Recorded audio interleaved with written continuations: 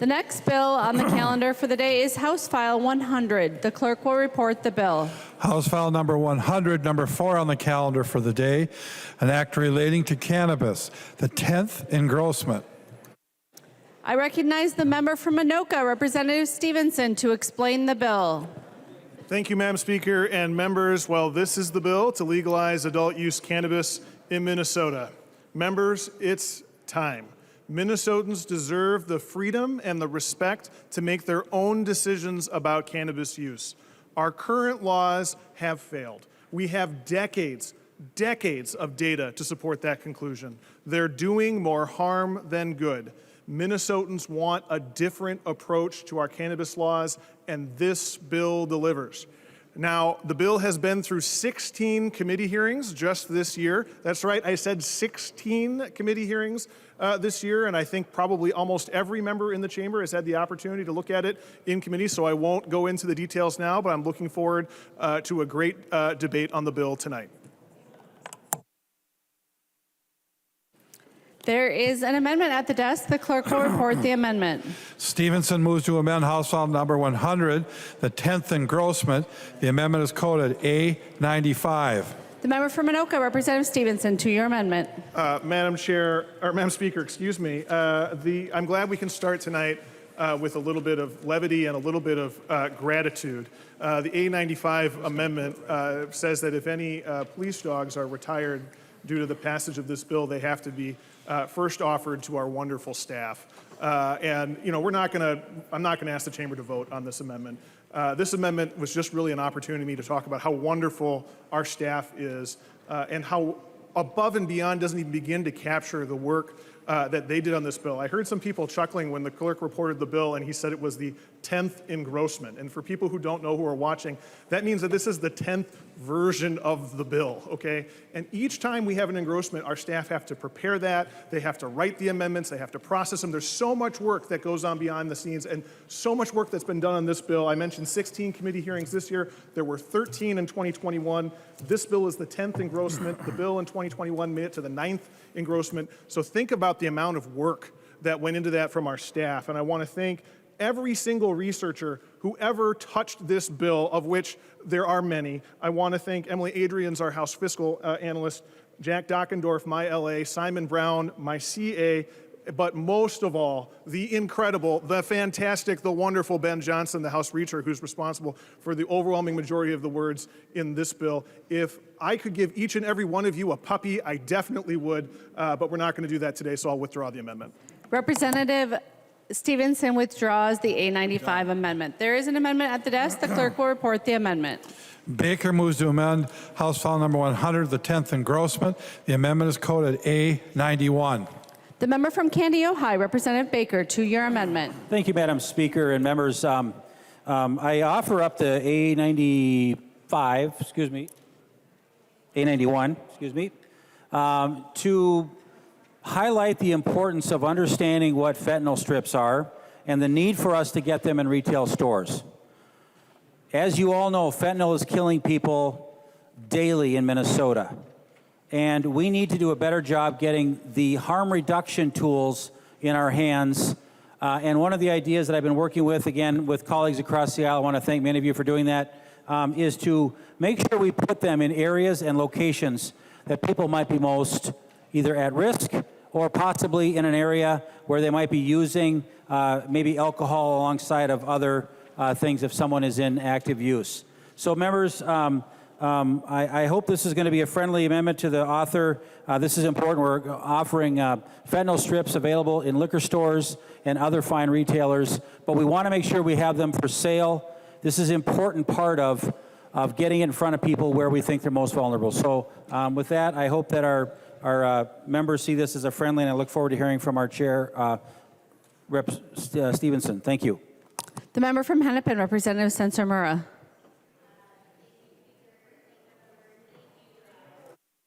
Try a different microphone. Yours is not working. This one? Okay. Thank you, Speaker. Thank you, members. Thank you, Representative Baker, for bringing this amendment. I've talked to the author of the bill, Representative Stephenson, and I would encourage members to accept this amendment. Representative Baker has spoken to the same constituents from my district that I have spoken to who shared a very tragic story about their daughter who died from fentanyl. She was using a substance that she did not know had fentanyl in it. And that day, she had actually texted someone to say, does anyone know where I can get fentanyl strips? So, there's lots of things that we can do around harm reduction, lots of things that we can do around education about really the dangers of fentanyl, and it's in lots of substances when people don't know that. But I think in the meantime, making fentanyl strips more available, trying to remove some of the stigma around fentanyl strips is really important. I want to thank Representative Baker for making sure that this amendment is not just about dispensaries, but also, about liquor stores. We know that there's not evidence that people who are partaking in marijuana are more likely, to use a substance with fentanyl than people who are, partaking in drinking alcohol. But we need to get fentanyl strips in more places. It's one of the harm reduction measures we can do. So please vote yes for this amendment. Thank you. Further discussion? Seeing none, the member for Santee, Representative Dowd. Thank you, Madam Speaker. If Representative Baker would yield for a question. He will yield. Representative Dowd. Baker, thanks for your leadership on these issues over the years. You really are an expert on this. And as somebody who doesn't even, you mentioned in your opening remarks that you were going to tell us what these were. I don't know. Could you tell us just a little bit about what fentanyl strips are and why they're important? Representative Baker. I'd appreciate that. Thank you. And thank you, members, and Representative Dowd for this. Fentanyl strips are just that. They're a strip that you open up like a foil package. I have some outside of my office. If there's a little box, if you haven't seen it there, I've got a naloxone box, and I've got some fentanyl strips in there. If anybody wants to take one, just help yourself to that, along with Narcan. But I will tell you what this is it's a strip that we legalized last year so we could carry them with us, because prior to a year or two ago, they were considered paraphernalia. And we thought people that had them were using it for bad reasons or purposes of selling and testing. A fentanyl strip is a strip almost like a test strip, like you would do a pool sampling. You scratch it on a pill, you scratch it, you put it into a powder form or something. Again, I've never used one, but I've read the instructions on the back. But if you scratch it and it comes up a certain color, that means it's got fentanyl in it. You want to stay away from it. It's not perfect, because pills sometimes have fentanyl deeper inside the pills, but if people want to break it apart a little bit, they'll know it's one piece of a very complicated component to make sure people, at least if they're using this, if they're trying to do this, if they want to stay healthy and stay alive, it's another option. So we want to get them out for more. But thank you for the question, Representative Dowd. Any further discussion? Seeing none, all those in favor, please say aye. Those opposed, please say no. The motion prevails. The amendment is adopted. There's an amendment at the desk. The clerk will report the amendment. West moves to amend House Law Number 100, the 10th engrossment as amended. The amendment is coded A93. The member from Anoka, Representative West, two-year amendment. Thank you, Madam Speaker. The A93 amendment deletes the two-driver requirement for hemp products. Currently, as we legalized in the last session, hemp edible THC is delivered to gas stations, all sorts of other stores, with the same as anything else. This bill, as it stands right now, treats it like it's some sort of incredibly dangerous narcotic. Deleting the two-driver requirement is completely reasonable. As we've already seen, it's operated in a full year of legalization with hemp edible THC, and there's no reason to have two drivers to maintain security, because it hasn't been an issue here, and it continues not to be an issue. And I hope that we can accept this amendment. The member from Anoka, Representative Stephenson. Thank you, Madam Speakers and members. Thank you, Representative West. This is a good amendment. It's a good idea. Please vote yes. Any further discussion? Seeing none, all those in favor, please say aye. Those opposed, please say no. The motion prevails. The amendment is adopted. There is an amendment at the desk. The clerk will report the amendment. Robbins moves to amend House Law Number 100, the 10th engrossment as amended. The amendment is coded A 111. The member from Hennepin, Representative Robbins. Thank you, Madam Speaker and members. This is a simple amendment, and I hope it will be accepted. But before I forget, I'd like to ask for a roll call. Representative Robbins requests a roll call. Seeing 15 hands, there will be a roll call. Representative Robbins. Thank you, Madam Speaker. So basically, this amendment just prohibits the director of the Office of Cannabis Management from registering as a lobbyist after they leave the position at the Office of Cannabis Management. Representative Stephenson. Madam Speaker, this is a good amendment, a good government perspective. I encourage a yes vote. Any further discussion? Thank you. I look forward to a green board. The clerk will take the roll on the amendment.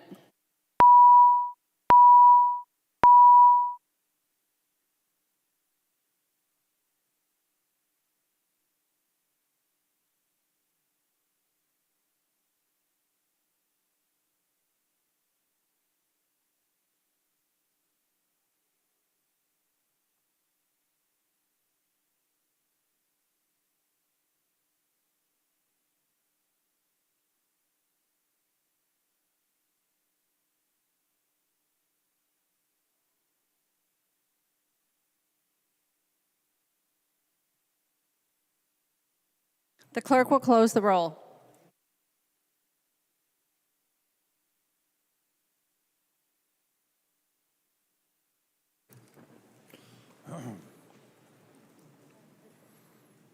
$130 now. There being 130 ayes and 0 nays, the motion prevails. The amendment is adopted. There's an amendment at the desk. The clerk will report the amendment. Mueller moves to amend House File Number 100, the 10th engrossment as amended. The amendment is coded A106. The member from Mauer, Representative Mueller. Well, thank you, Madam Speaker. And before I forget, I would like to request a roll call on the amendment, please. Representative Mueller requests a roll call. Are there 15 hands? Seeing 15 hands, there will be a roll call. Representative Mueller. Thank you, Madam Speaker. And I do want to be able to just kind of read very briefly what this amendment does.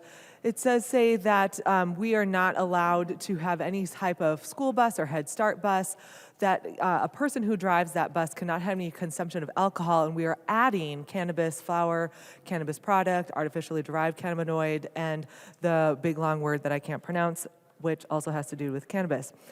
Now, members and Madam Speaker, we do know that right now there is no current test to make sure that we are not have any like a roadside test like we do with alcohol for cannabis that our law enforcement officers can use.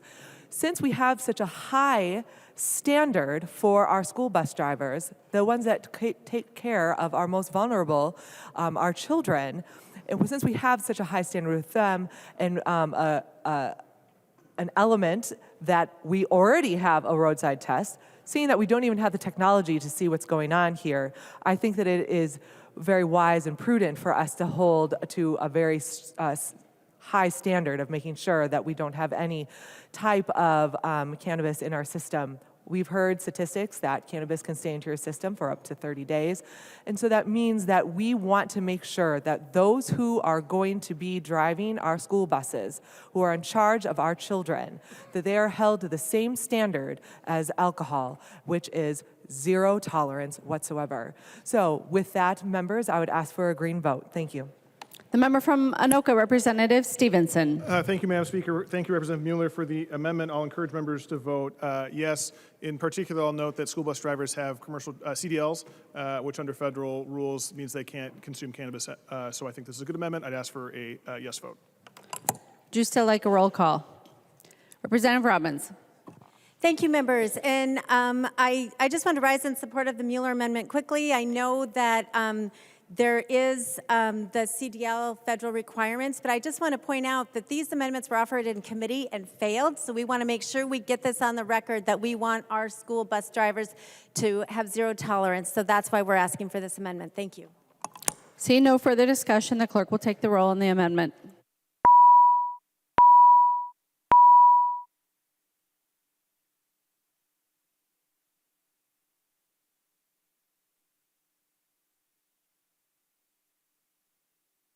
The clerk will close the roll.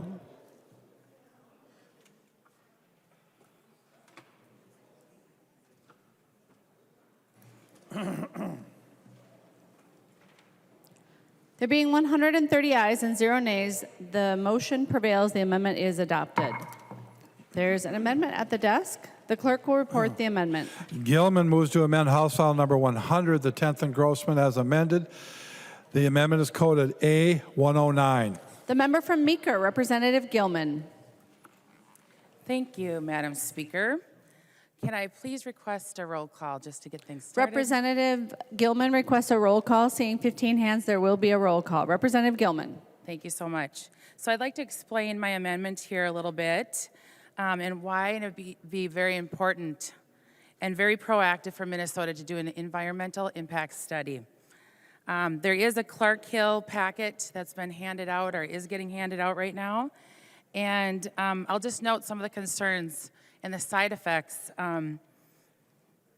associated with cannabis.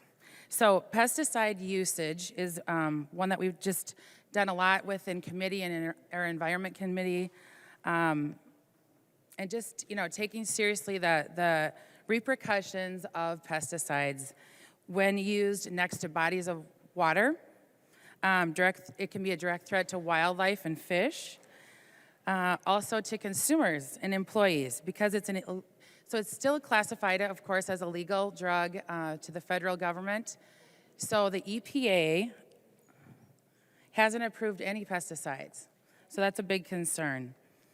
There's land use and habitat impacts, waste management issues, water issues, and two of them being it's hard to obtain sufficient supply of water, and two, how do you process water discharges?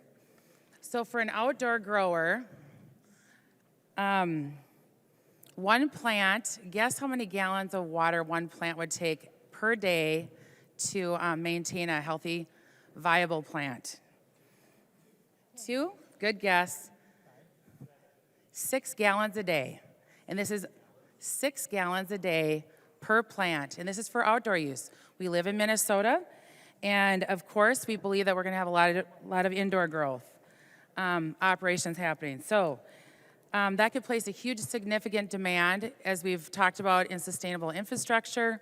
And as we've seen in our bonding bill that's come through the House, water facilities, water treatment plants, and the chemicals coming back, as well as just needing more infrastructure.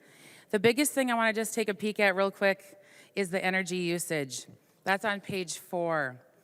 Just a quick thing, I'll talk about Denver. I won't read through it all, but I do want you to really understand the heavy use and the heavy electrical load that's going to be needed, such as UV lights, and because we're talking indoor growth, up to 16 hours per day, irrigation systems, HVAC systems, air filtering to manage the humidity and the plant organic odors, which some might really enjoy. In Denver, for example, the portion of electricity used to their grow operations doubled in the first 3 years. So after legalization, approaching 5% of their total electricity use in the whole city, which is 2.8 million people. The reason I bring this up is because we've talked a lot about climate change. We've talked about how we can combat that, how we can be responsible and be good stewards of the land. And it's estimated that 0.5 to 15 million metric tons per year will happen, which is roughly equivalent to adding 3.3 million cars to the road. So I think this is significant. I think it's being really, again, I just want to go back to this. I think it's really responsible to be proactive in Minnesota. I had a great high school page. Andrew asked me a quick question today on how come this body doesn't work together? Well, we've seen a few green boards. I wore a green shirt. We're talking about a green thing, and I'd really like you to vote green. Representative Stephenson. Thank you, Madam Speaker. Thank you, Representative Gilman. I agree with your idea that we need to focus on the environmental impacts of cannabis, which is why the bill does contain a number of provisions related to this. It includes rulemaking authority related to many of the subjects that you reference. I actually think that there is a world in which we could make an EIS make sense for this bill, but your amendment so far I think isn't quite there. Among other reasons, it asks for an annual EIS, so not one time or after a couple years. We want to do it every single year, and I just think that that's probably not the approach we need to take at this time. So for today, I'm asking for a no vote. Discussion. Seeing none, the clerk will take the roll on the amendment.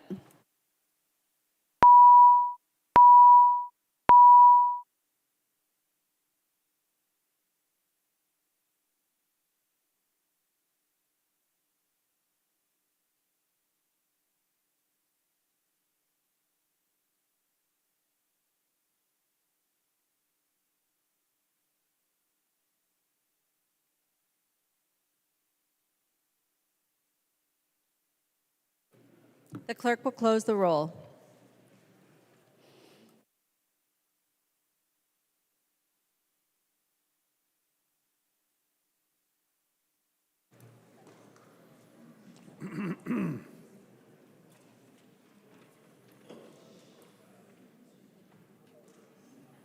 There being 60 ayes and 70 noes, the motion does not prevail. The amendment is not adopted.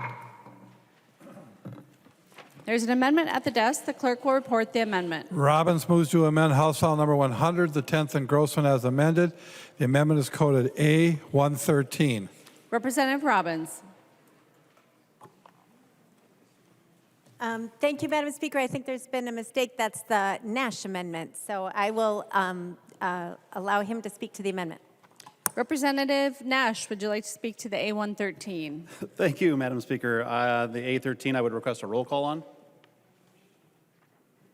Representative Nash requests a roll call. Seeing 15 hands, there will be a roll call. Thank you, Madam Speaker.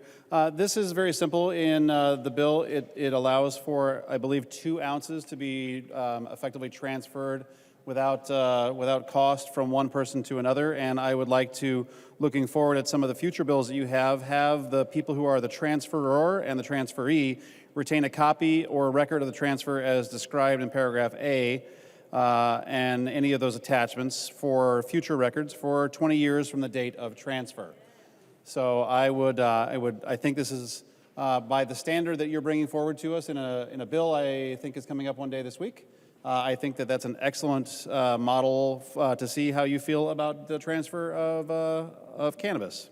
Representative Stephenson. Well, thank you, Madam Speaker. Thank you, Representative Nash. I, too, am eager to debate the universal background check bill and look forward to that vote tomorrow. But different problems require different solutions. I'd ask for a no vote today. Any further discussion? Seeing none, the clerk will take the roll on the amendment.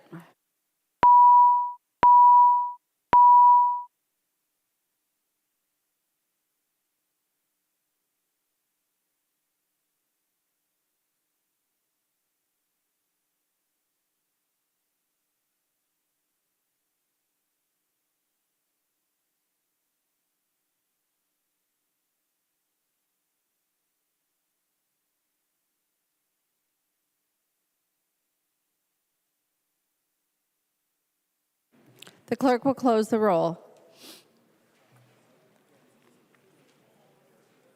Is this one okay? There being 57 ayes and 71 nays, the motion does not prevail. The amendment is not adopted. There's an amendment at the desk. The clerk will report the amendment. New Brindley moves to amend House File 100, the 10th engrossment as amended. The amendment is coded A110. Representative New Brindley.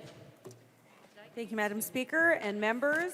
I think there are actually a lot of people in this chamber, maybe not all, but I suspect most people in this chamber would agree with decriminalizing marijuana, certainly for personal use, but decriminalizing marijuana generally. And in fact, that is in many ways effectively the policy of our state. The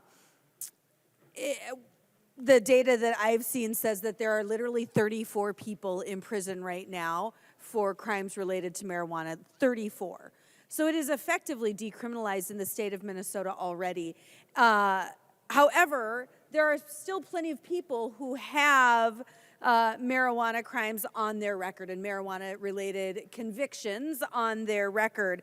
And so this amendment literally gets rid of the massive atrocity that is House File 1.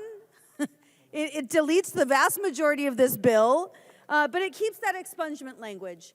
It says that we are not going to criminalize substance use, and we are also going to expunge the criminal records for convictions related to possession of cannabis. And I would ask for a green vote. Representative Stephenson. Thank you, Madam Speaker. Thank you, Representative New Brindley. I'm really glad to see the consensus building about the need to undo the harms of 50 years of failed criminal justice policy around cannabis, but we need to go further than this, and so I would ask for members to vote no. Among other reasons, I would point out that while this would allow for the expungement of current cannabis convictions, you delete the portions of the bill that prevent future cannabis convictions, so it doesn't really stop the cycle that we're on. So I'd ask for a no vote. Representative New Brindley. Thank you, Madam Speaker. As I just said, I mean, we effectively have a decriminalized policy in the state of Minnesota right now. So to say that it wouldn't be in effect moving forward is just not true. I mean, again, there are 34 people in the entire state of Minnesota in prison for any marijuana-related offenses, and none of the 34 are in prison exclusively for marijuana-related offensive. It's a red herring. It's just not true. It's not something that is happening now. However, it was a problem in the past, and those folks deserve that expungement, but the rest of this bill goes way too far and has far too many problems to think that House File 100 is the solution. So here is your opportunity to acknowledge that, yes, there are plenty of marijuana-related convictions that should be expunged without going to the ridiculous lengths that House File 100 goes to. Thank you, Madam Speaker. Seeing no further discussion on the amendment, the clerk will take the... All those in favor of the amendment, please say aye. Aye. Those opposed, please say no. The motion does not prevail. The amendment is not adopted. There is an amendment at the desk. The clerk will report the amendment. West moves to amend House File Number 100, the 10th engrossment as amended. The amendment is coded A97. The member from Anoka, Representative West, to your amendment. Thank you, Madam Speaker. The A97 amendment grandfathers in existing hemp businesses. And as this body did last session, we legalize hemp edible THC, which has demonstrated that we can have a safe, intoxicating THC market in this state. It's gone pretty well, I would say. These businesses have grown dramatically. They're employing hundreds of Minnesotans. And now, under this bill, these hemp businesses that they assumed we passed a law, and they assumed that'd be the law for more than 5 minutes, but now we have this bill that makes many of the products they currently sell illegal. It puts onerous regulations on them, and now they invested all this money, and suddenly we're changing the rules 5 minutes later. So when they invested all this money, they didn't expect this to just change. And the way the bill is written right now, we've had a lot of discussions in committee about what this does to the hemp industry. You've had a lot of testifiers in your committee, and the litany of committee stops tell you what it's going to do to their businesses. So the perfect way to deal with this, is to grandfather them in. They invested this under the law we passed last session, and I know everybody over there voted for it. So I highly expect if it's good enough last session, it should be good enough this session, and they have demonstrated that they can operate safely. Now, I don't know why that would be suddenly different, and it's incredibly unfair if you imagine that you invested $150,000 to start up a business, you hired 3 employees, and you're working to grow, and a lot of early businesses don't necessarily generate a lot of cash. So you start this up, and then the state completely introduces a 300-plus page bill that makes you You're already not profitable, but this makes you incredibly non-profitable. The best way to deal with this is to grandfather those who trusted this state not to jerk them around, is to grandfather them in so they can continue to operate as they have, because they have operated safely, and there's no reason we should punish them by the way this bill stands right now. So I would ask that members support this. A vote for this amendment protects the many hemp industry stores and retailers in your districts. You've seen them, they're everywhere, and it doesn't make any sense to pass a bill just last year that is good enough, that the majority party agreed was safe. That's why they all voted for it. It doesn't make any sense to just immediately change the rules, because they've operated safely and they employ hundreds of Minnesotans, and they've been a boon for this particular industry and have demonstrated that we can have a safe and regulated market. So I'd ask members support this amendment, and I'd ask for a roll call. Representative West requests a roll call. Seeing 15 hands, there will be a roll call. Representative Stephenson. Well, thank you, Madam Speaker, and thank you, Representative West. You know, that hemp-derived low-dose industry is, I think, a good Minnesota success story. I think they're doing great and exciting things, and I think we all want them to continue to prosper and grow, or most people want them to continue to prosper and grow, and I think that we've done some great work on that, including your earlier amendment tonight. I think this amendment goes too far. I think there are some important regulations that this would exempt these businesses from, and I would encourage members to vote no, but we can continue to work, hopefully, on this issue as we go forward. Representative West. Would Representative Stephenson yield for a question? He will yield. Representative West.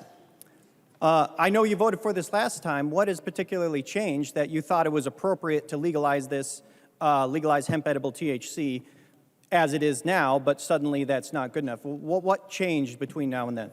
Representative Stephenson. Thank you, Madam Speaker. Thank you, Representative West. Yeah, I still think it should be legal. I just think that we have some guard rules that we can put on based on our experiences that have gone along. I think it makes sense. I think this is an appropriate path that we're taking.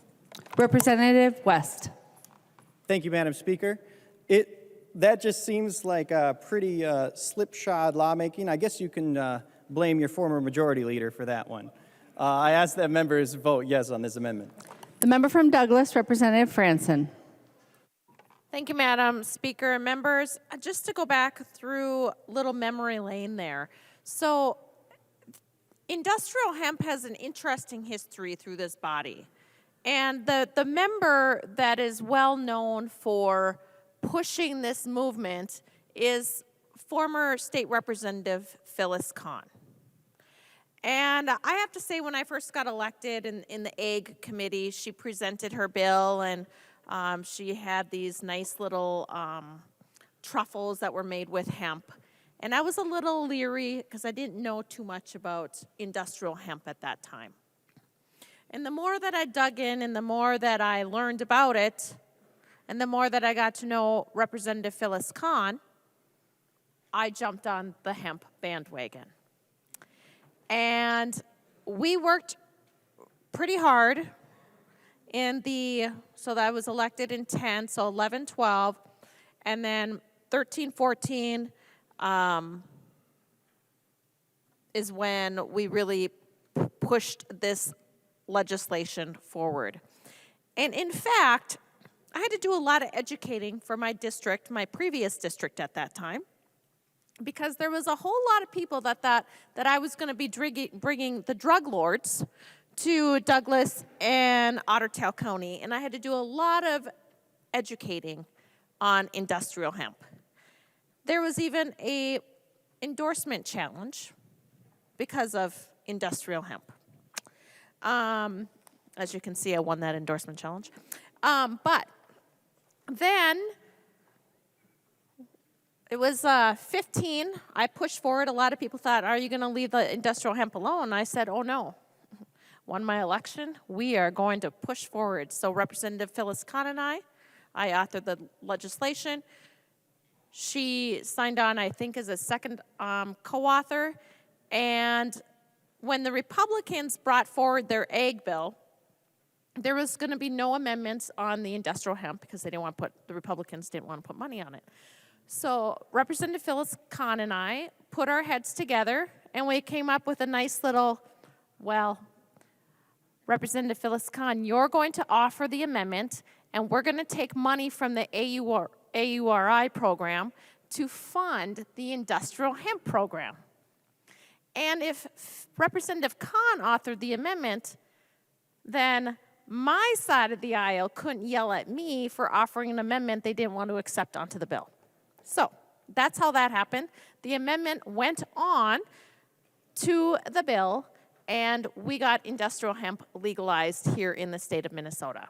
And so all that hard work, working with the hemp growers over the years and making hemp a reality, to see that the hard work that Representative Phyllis Khan and I did being bastardized through legalized marijuana really saddens my heart. And so I really do hope that the body rethinks their vote on this and supports Representative West's amendment. The member from Pope, Representative Anderson. Madam Speaker and members, this is a serious issue. I recall when this bill was heard in the Ag Committee. Usually we don't pack the House in the Ag Committee, but the day this bill was heard, we had standing room only. And I was expecting to hear support after support for the bill, but I was surprised. As I recall, there were probably, 5 or 6 hemp farmers who testified against the bill because of their concern with what Representative West mentioned, that their business would be very much adversely impacted by some of the provisions of this marijuana bill. I recall such things as depreciation. They couldn't depreciate equipment, things like that. Banking was an issue.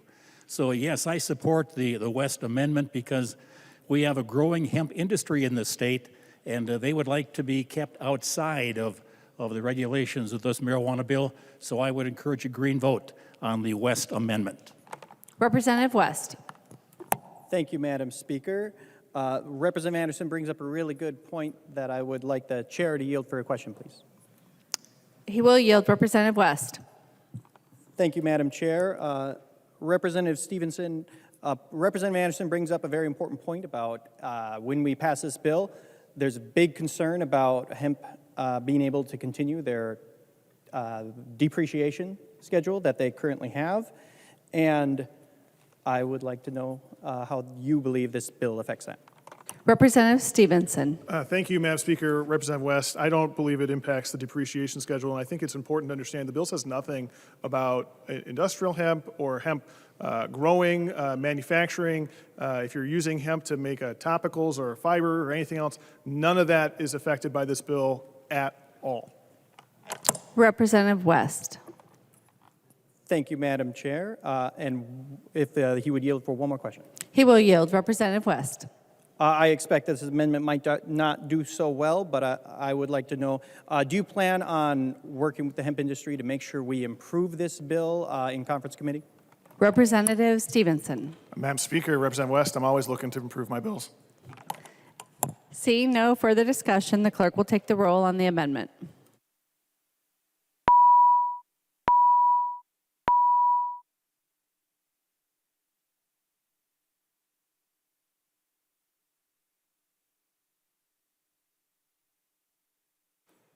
Members, please vote. The clerk will close the roll.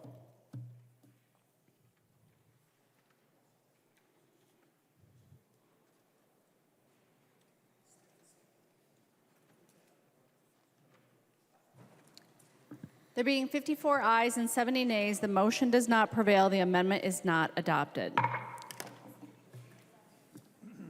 There's an amendment at the desk. The clerk will report the amendment. West moves to amend House File number 100, the 10th engrossment as amended. The amendment is coded A94.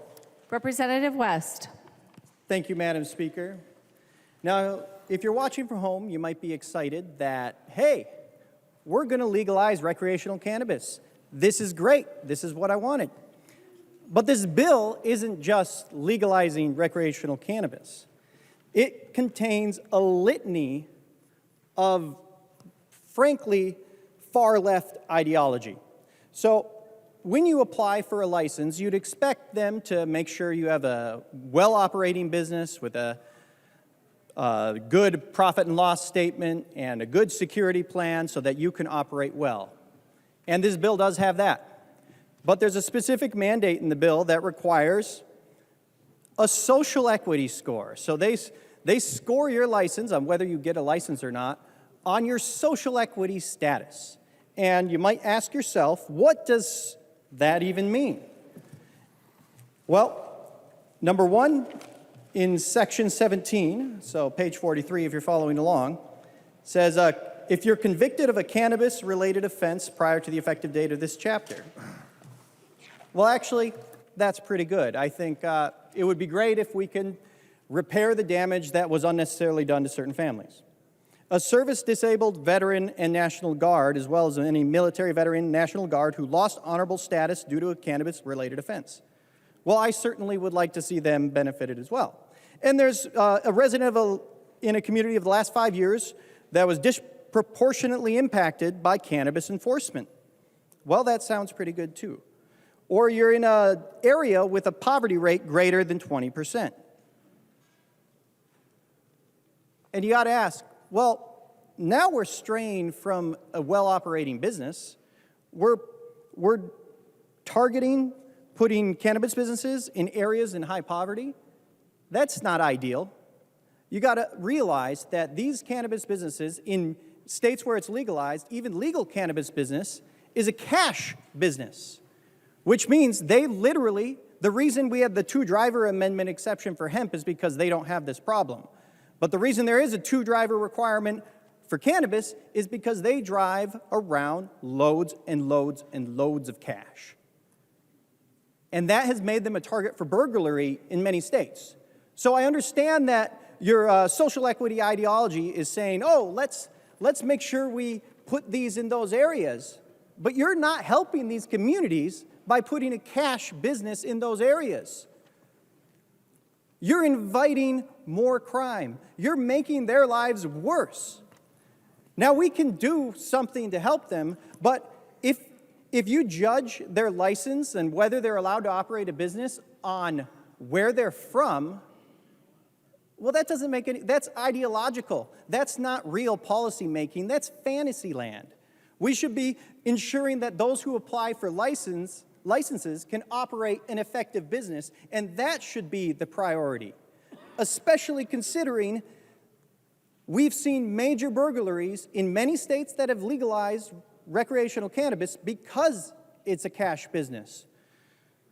This kind of woke stuff is not what people thought when they thought the DFL was going to legalize recreational cannabis. They thought, hey, I can go buy weed now. This is great. I can't wait. But now you have this weird social equity ideology shoved into this where it has no business being. If you want to legalize cannabis, let's do it in a way that actually makes sense. You're hurting these communities by doing this. They can still get a license fair and square by operating an effective business plan. By stacking the deck and choosing winners and losers, it's unfair to other people applying for the licenses, but it also makes those communities worse that you're trying to help. So this needs to come out of the bill. And this is one of the things where you would have broad support. And especially, I know you have some trouble in the Senate. This is one of the biggest things that's a barrier there. Rather than hurting these communities, let them apply for a license, but, well, they can compete on their own merits. They don't need this kind of deck stacking that's unfair and puts a target for burglary in communities that are already having a difficult time in this present environment. So I'd encourage your support of this amendment. Representative Stephenson. Oh, Representative Hansen. Thank you, Speaker. Members, I could say so much about the issues that I have with this amendment, but I'm going to mention just two things. First, on a value premise, deleting social equity from this bill after Minnesotans have overwhelmingly asked us to be sure that our legal market is equitable for the people who were most harmed by prohibition would be irresponsible. We would be going against what the vast majority of Minnesotans who contributed to this 3+ year conversation have asked us to do. Lastly, just on a basic policy premise, This amendment offers no definition for the term in need of economic stimulus like there is for the definition of a social equity applicant. This is absolutely not what Minnesotans have asked us to do as we stand up the best model for full legalization in the country. There is every moral reason to keep this in our bill, so I would ask you for a no vote. Representative West. Thank you, Madam Speaker. Would Representative Hansen yield for a question? She will yield. Representative West. So in the latest poll of Minnesota, 53% of Minnesotans support legalization, which I agree. The majority of Minnesotans support legalization. Where do you come up with overwhelmingly Minnesotans support legalization with the social equity ideology? Representative Hansen. Thank you, Speaker, and thank you, Representative West. As a former leader in the cannabis community, I traveled the state for a number of years talking to Minnesotans border to border.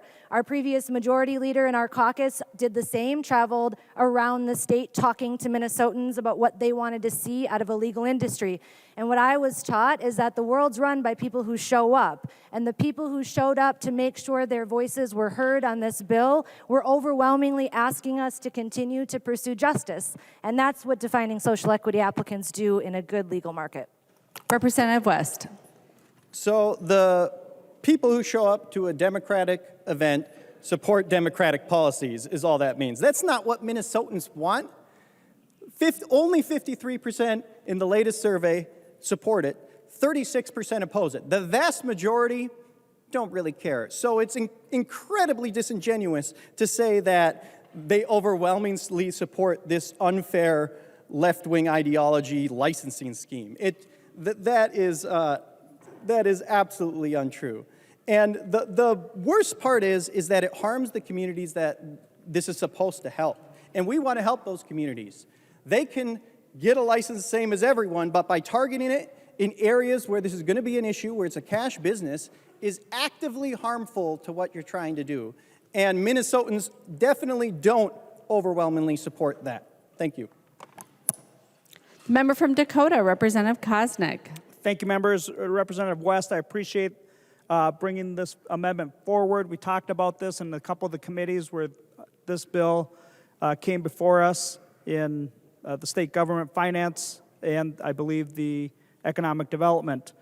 What I heard from across the aisle is that, this is a payback to campaign supporters is really what it is, that only you're going to be able to get licenses if you support us. And I think that is a moral reason to oppose this provision in the bill. And it's further evidence that this bill is not ready for Minnesota. This bill is not ready for Minnesota when it's picking winners and losers in who gets to participate in the economic opportunity of cannabis. Minnesotans that support cannabis didn't say, I support cannabis only if certain favored people, select people, can be buyers on the wholesale or retail level. In fact, I know a guy in my district, longtime marketing guy, that's his main career, or his only career right now, but he decided he was gonna maybe hedge a little bit and explore further capitalistic entrepreneurial opportunities, and below his marketing business, he opened up a CBD shop. And he's been losing money for 3 years already. But because of use of his own capital, his own knowledge, he's educated himself on these issues and the cannabis and the hemp, and he's making a bet or taking on the capitalistic risk to be able to one day expand use of his shop to also include cannabis products. But because of this bill that's not ready for Minnesota, but because of this bill that favors some and not others, he's going to continue to lose money and be prohibited from participating in this market. That's not American. That's not Minnesotan. This bill is not ready for Minnesota because of this provision and so many other provisions similar to it and others in this bill. Some people might say that Minnesota is ready for cannabis, but this bill isn't ready for Minnesota. The member from Douglas, Representative Franson. Thank you, Madam Speaker. Would Representative Hanson J. yield to a question? She will. Representative Franson. Thank you, Representative Hanson. So this is very interesting to me, this dialogue on where people want to put cannabis stores up. Could you, this body has done a lot of discussions about payday loans being in low-income areas, liquor stores being in low-income areas, as well as there's discussions on even dollar stores popping up in low-income areas, and people feel that is predatory as well. Could you explain to the body, like, what is the difference of, having cannabis stores in low-income areas, and just help us understand, like, I see that as predatory myself. Could you walk us through your line of thinking? Representative Hanson. Thank you, Speaker, and thank you, Representative Franson. As somebody who grew up in poverty, I'm happy to talk about what it's like. We're just like everybody else. We consume a healing plant, there's liquor stores, a lot of times there's food deserts. It's hard there. So every opportunity for economic development matters. And for anybody else who grew up in poverty, you'll know that there are probably some legacy cannabis businesses in a lot of areas of poverty. And making sure that we are prioritizing and giving people opportunities to profit from a business that has intentionally harmed Black and brown people for a number of years, and Black and brown people who are disproportionately represented in communities experiencing poverty. This is important. It's important to make sure that we are doing our part to right the wrongs of the past. And deleting social equity applicants from this bill is not the way to go about it. Representative Franson. Further discussion? Any further discussion? Representative West. Thank you, Madam Speaker. Would Representative Hanson yield to a question? She will yield. Representative West. Thank you, Madam Speaker. It has just occurred to me that I only addressed your first statement, which was that people overwhelmingly support it, and really Democrats overwhelmingly support Democrat policies, as you mentioned. But this isn't the broad swath of Minnesotans. Minnesotans support cannabis legalization, as do I, but this social equity program is not it. But my question is the second point you brought up. There's no definition of being in need of fiscal stimulus, or what is the consequence of that not having a definition? Representative Hanson.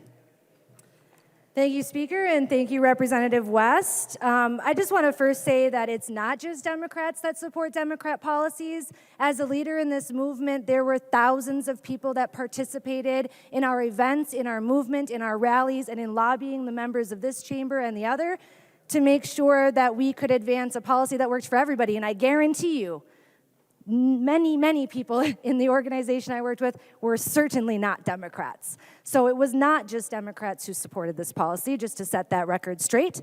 And the lack of the inclusion of a definition for something in a policy means that it is left up to whoever is interpreting that law to define that.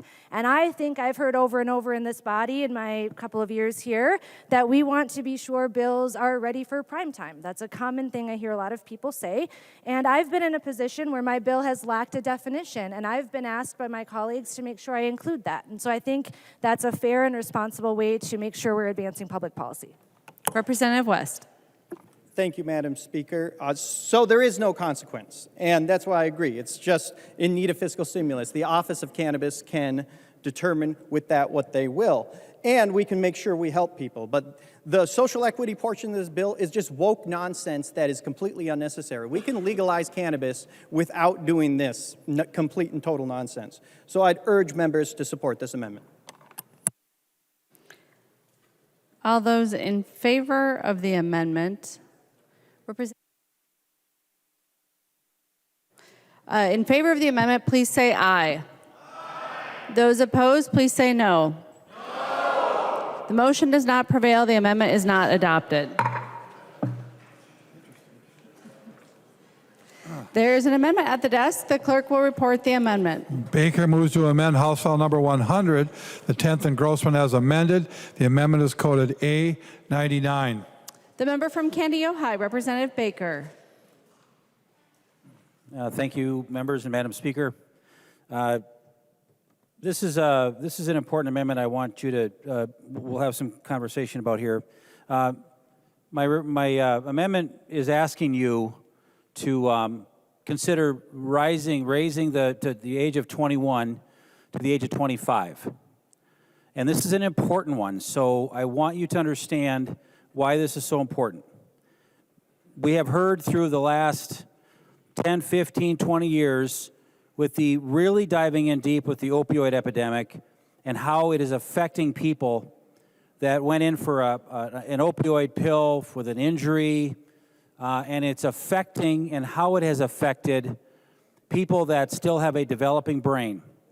And science, if you're a science person, this is where you need to listen to what the scientists are saying. Anybody under the age of 25? Thank you. Anybody under the age of 25 is extremely susceptible to a far greater negative outcome when you're using a substance that is affecting the neurons in the brain. So I'm asking members to please consider raising the legal age of this bill to 25 from 21. And I want to make sure that we do it in a way that let's get it right out of the gate. Because if it goes in now at 21, it ain't changing. But we know more today than we did back in the 30s when we decided alcohol ought to be 21. So just because we're doing it, because that's the way alcohol is teed up, and that's what we're used to, let's be that state that recognizes what we know today to be way more cognizant of how dangerous this is for somebody with a brain that's not developed. So I hope members look at this important amendment to recognize this for our youth going forward. Thank you.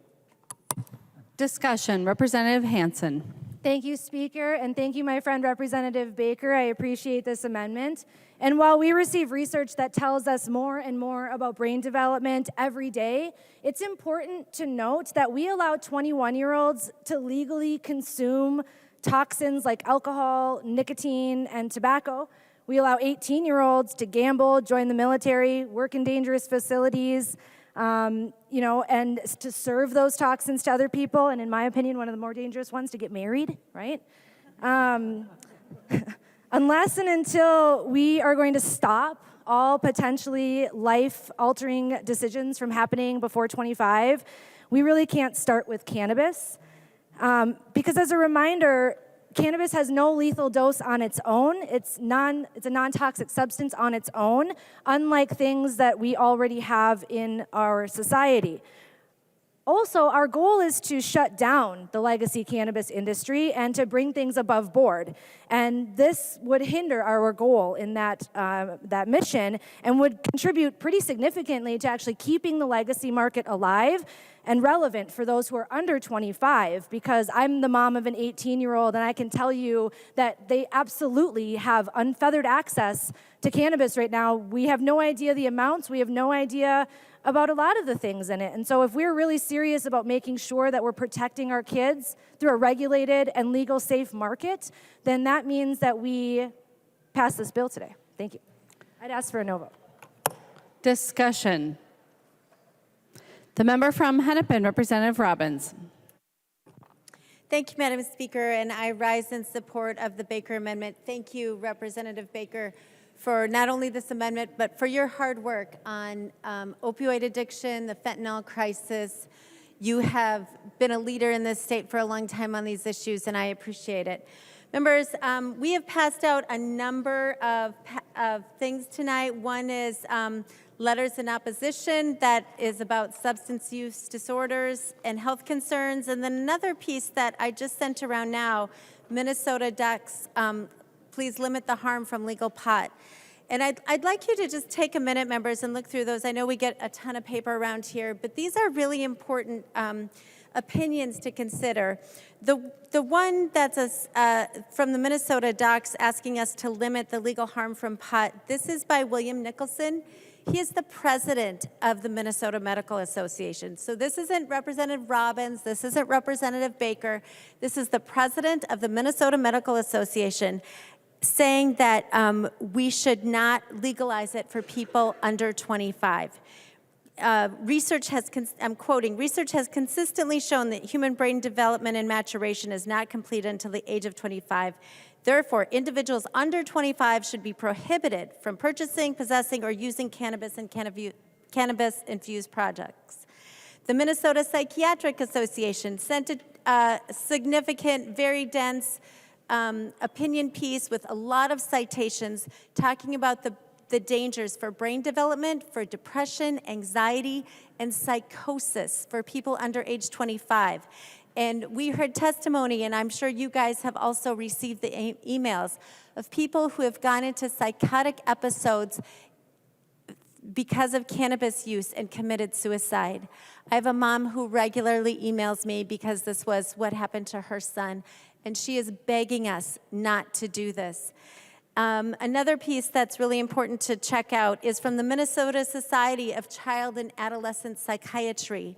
They are also recommending that we do not legalize cannabis products for under age 25, and they go through some very detailed discussion of how it affects the synapses in our brains and can result in long-term psychosis and depression and anxiety. Members, our young people in our state and around the nation are in a mental health crisis, and this will exacerbate it. And there are reams of studies about the impact of cannabis use on young people's brains. And so I know alcohol is 21, I understand the arguments, but this science is here in front of us, and we didn't have it back then.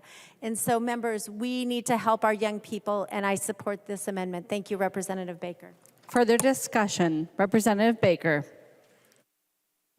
Thank you, Madam Speaker and members. Thank you, Representative Robbins, for pointing out many of the things in the packet that members were given. These are the smartest people on this issue about how it affects others.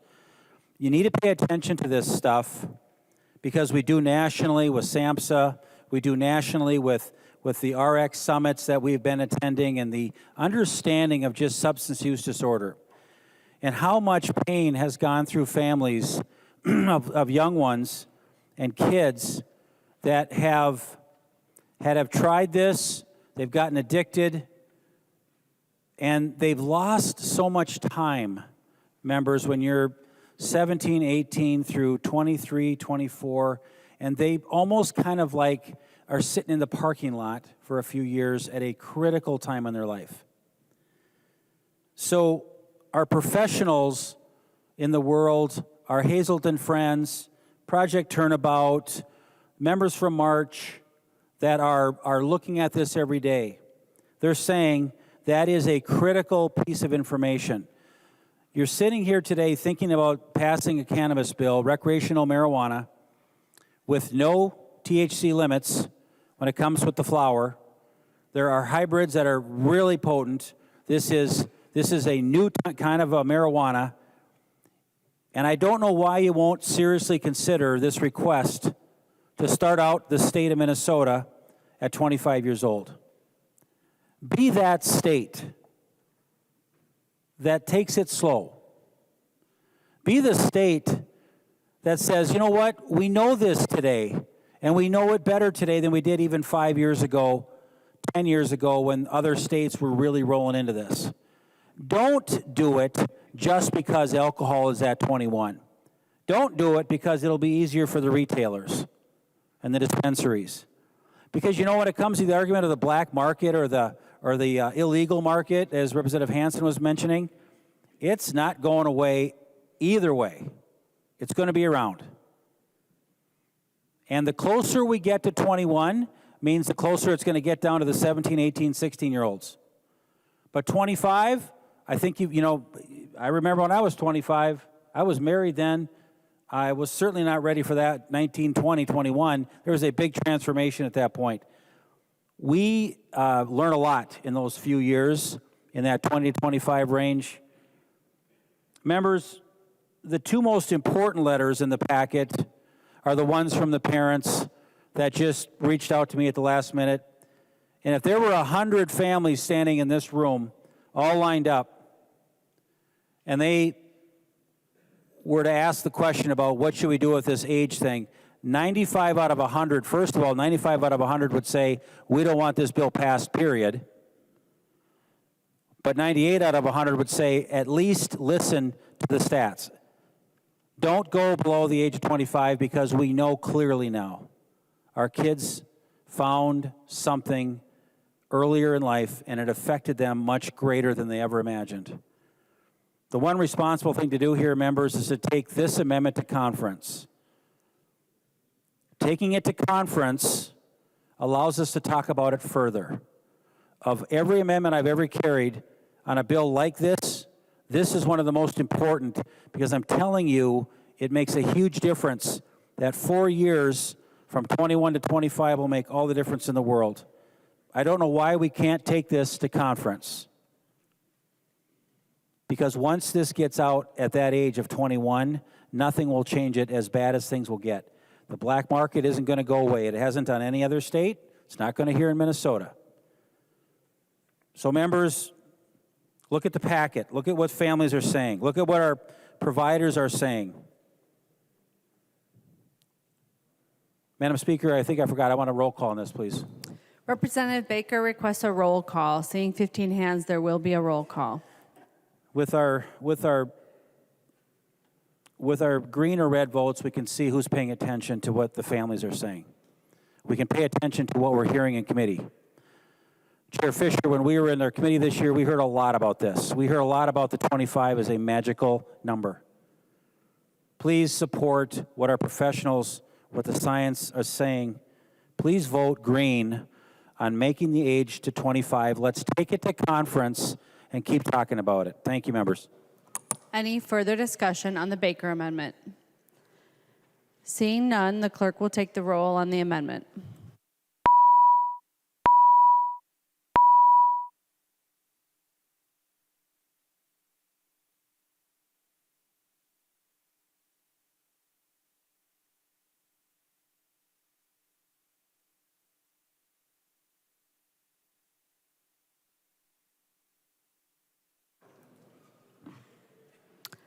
The clerk will close the roll.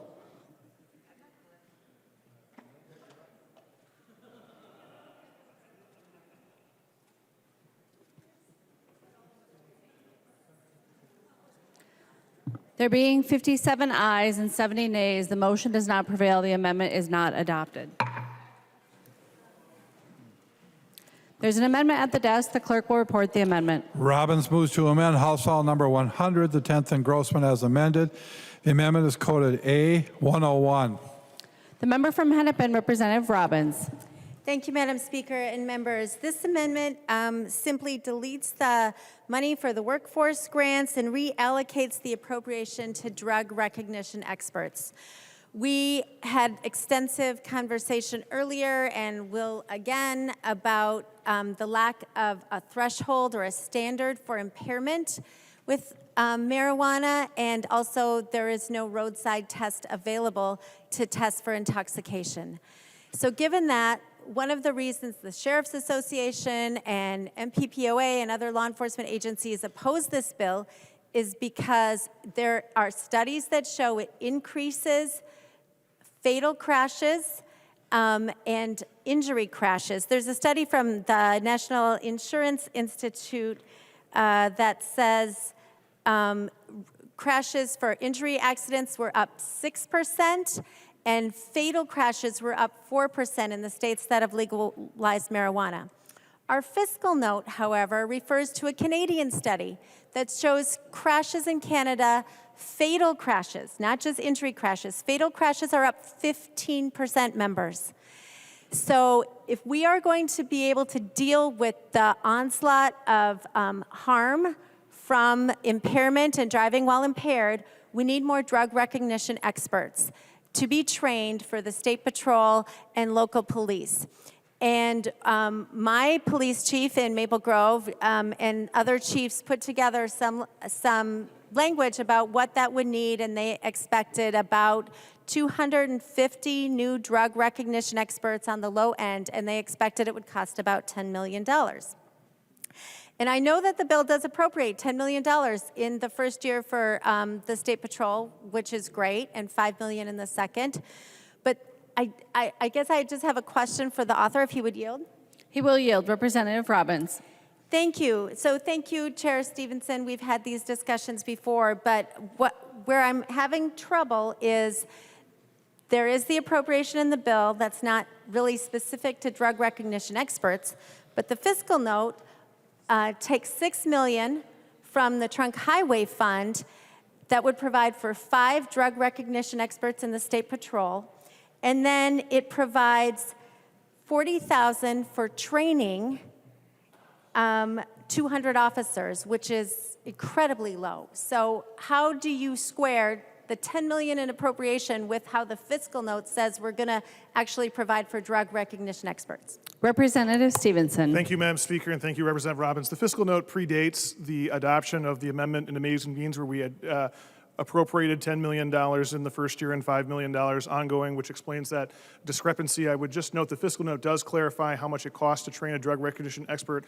It's 4 hours. They approximate it would cost $50 an hour, so we're basically talking about $200 per drug recognition expert. And then, as it mentions, there's the instructor time as well. So if you think about $10 million, that will fund an awful lot of drug recognition experts. This, I will note, is the amount that members of the minority asked for in several committees, and we did adopt it in the Ways and Means Committee because I thought it was a good idea, and which is why I still think that that's the correct appropriation. Representative Robbins.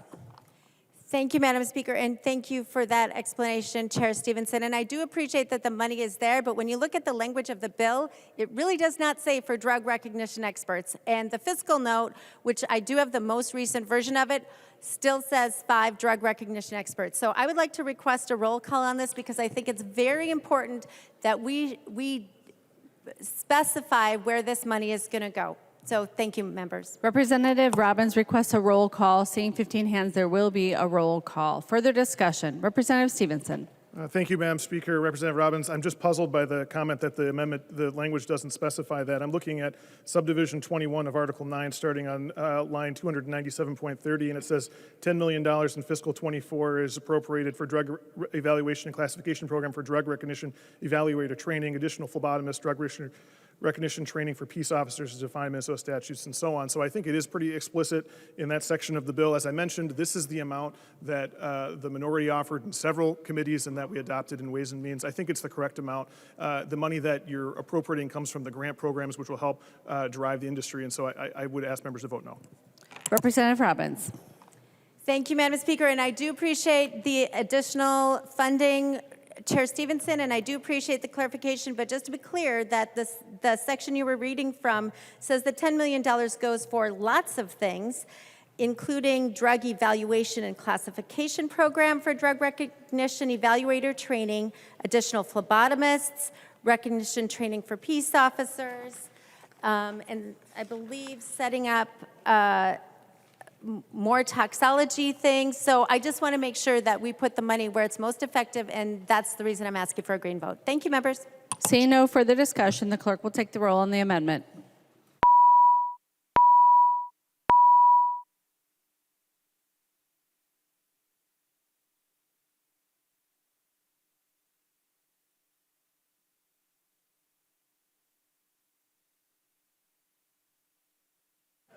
The clerk will close the roll.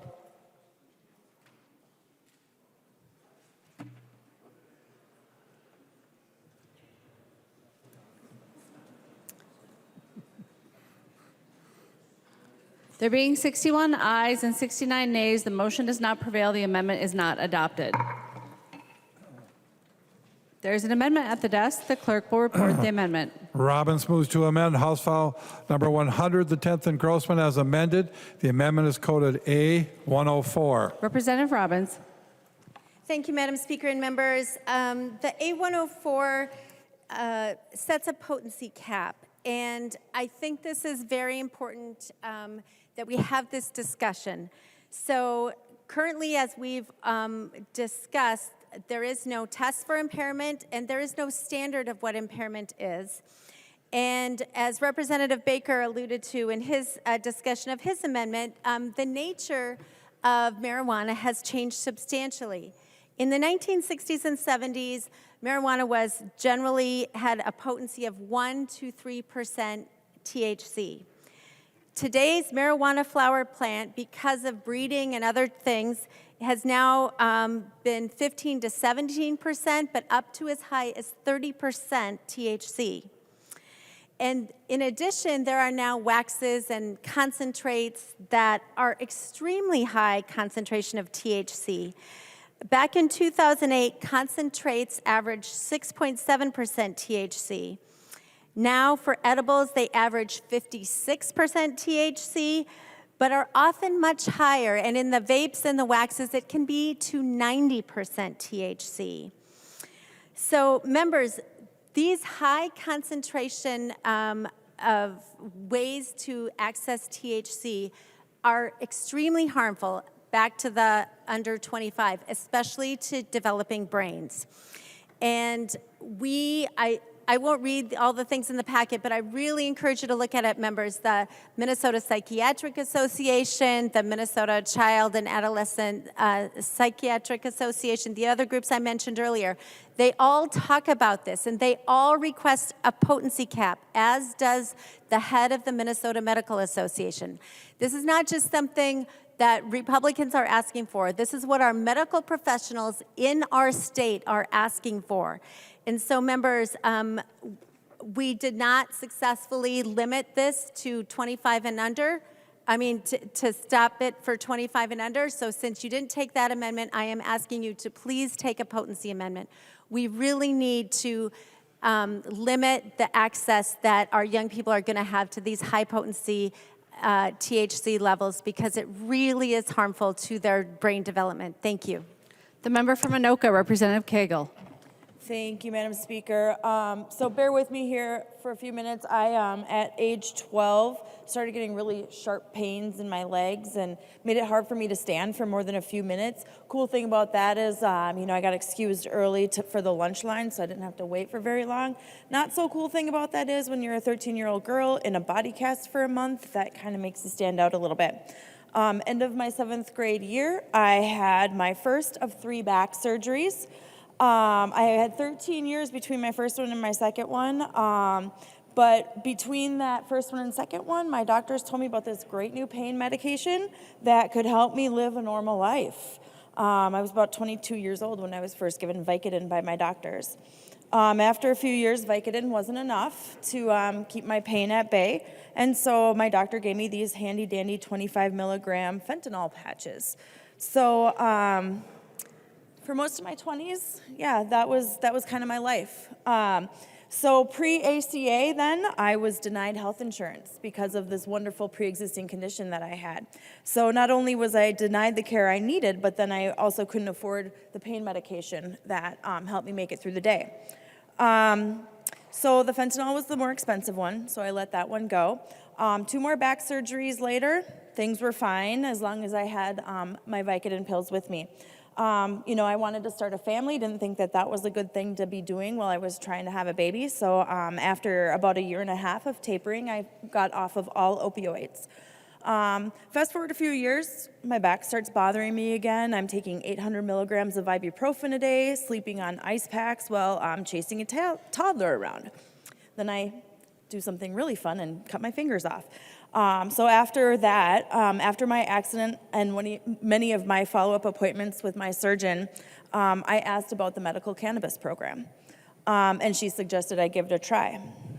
In the 60s, our doctors weren't telling us about the benefits of cannabis.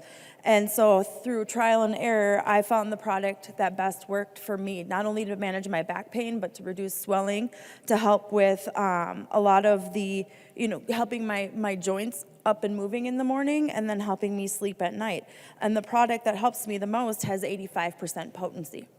And so this amendment really kind of it worries me, because I want to make sure that I'm able to get the medicine that works best for my pain while not giving me the horrible side effects that the fentanyl and the Vicodin did. So I urge members to oppose this amendment. Thank you. Discussion. Representative Robbins. Thank you, Madam Speaker, and thank you, Representative Cagle, for sharing that story. And I've always been a strong supporter of the medical cannabis program, and I think it is working well, and I'm glad to hear it's working for you. But members, this is not about the medical cannabis program. This is about what we are legalizing and the high levels of concentration, primarily that young people will get through vaping and through waxes and oils. And members, I don't know where in the packet it is, but there's an article from the New York Times as well about this new phenomenon that's out there that's caused by these high concentrations where kids get something called I'm going to forget the name of it now, hyperemesis syndrome caused by cannabis. And they go into violent periods of throwing up, and they cannot stop, and they get hospitalized. Members, these high levels of concentration are what are contributing significantly to the psychosis episodes that our young people are seeing. So for people who benefit from it, there is the medical cannabis program, and I'm glad it's there and available. But for people who will just be getting cannabis through the retail outlets, I really think we need to have this guardrail around it. So please vote green. Any further discussion? All those in favor of the amendment, please say aye. Those opposed, please say no. The motion does not prevail. The amendment is not adopted. There's an amendment at the desk. The clerk will report the amendment. Robbins moves to amend House File number 100, the 10th engrossment as amended. The amendment is coded A105. Representative Robbins. Thank you, Madam Speaker. And before I forget, I want to request a roll call. Representative Robbins requests a roll call. Are there 15 hands? Seeing 15 hands, there will be a roll call. Representative Robbins. Thank you, Madam Speaker and members. This is the A105, which prohibits public transit drivers from having marijuana in their systems. It's similar to the school bus amendment that Representative Mueller carried. Again, this amendment was rejected in the Transportation Committee, and we want to make sure that we are on record as a body of having zero tolerance for our Metro Transit bus drivers and light rail drivers and people who drive Metro Transit dial-a-rides and Metrolink services, that we do not want to have them impaired. There is no, as I've said many times, no level of impairment, no standard of impairment in the bill, and no tests for impairment. So we cannot risk our public who are traveling in our Metro Transit system by having impaired drivers. Please vote green. Representative Stephenson. Thank you, Madam Speaker. Representative Robbins, I think if this amendment was just confined to transit, it'd be one conversation. But as I'm looking at line 1.4 of this amendment, it says it's a crime for any person to operate a motor vehicle or vehicle that operates on rail to provide public transit. So I think this amendment would apply to anyone who's driving a motor vehicle. That does not work. We've had a discussion here before about how cannabis is detectable in your blood long after impairment, which is why we have not adopted a zero tolerance basis for motor vehicles. That's a position that's supported by the nonpartisan DWI task force, among many other groups. So I'd ask for a no vote on the A105. Further discussion. Representative Robbins. Thank you, Madam Speaker, and thank you, Representative Stephenson. I had not had that objection to this in earlier discussions, but clearly the statement is, it is a crime for any person to operate a motor vehicle or vehicle that operates on rail to provide public transit. So the operative phrase is to provide public transit. So it's whether you're driving a motor vehicle providing public transit or operating a rail vehicle that provides public transit, but it modifies both. So that is really not legitimate argument, and we need to make sure that everyone who's riding public transit, no matter whether it's a vehicle or a rail car, is safe. So please vote green. Thank you. Representative Dowd. Thank you, Madam Speaker, and Representative Stephenson. That's not even, you're an attorney. Read the whole sentence. It literally says to provide public transit as defined in section 174.22. This is specifically only for those people who are providers of public transit and operators of public transit. This is a good vote, and we should be taking it. And don't let that excuse by the author or misinterpretation or misrepresentation of this amendment by the author sway your vote. Further discussion. Representative Robbins. Thank you. And to further amplify that point, I just want members to know that the section is entitled Cannabis-Related Transit Operations, and where it's a gross misdemeanor cannabis-related transit operation and a misdemeanor cannabis-related transit operation. In every instance, it's referred to as transit operation. Vote green. Any further discussion? Seeing none, the clerk will take the roll on the amendment.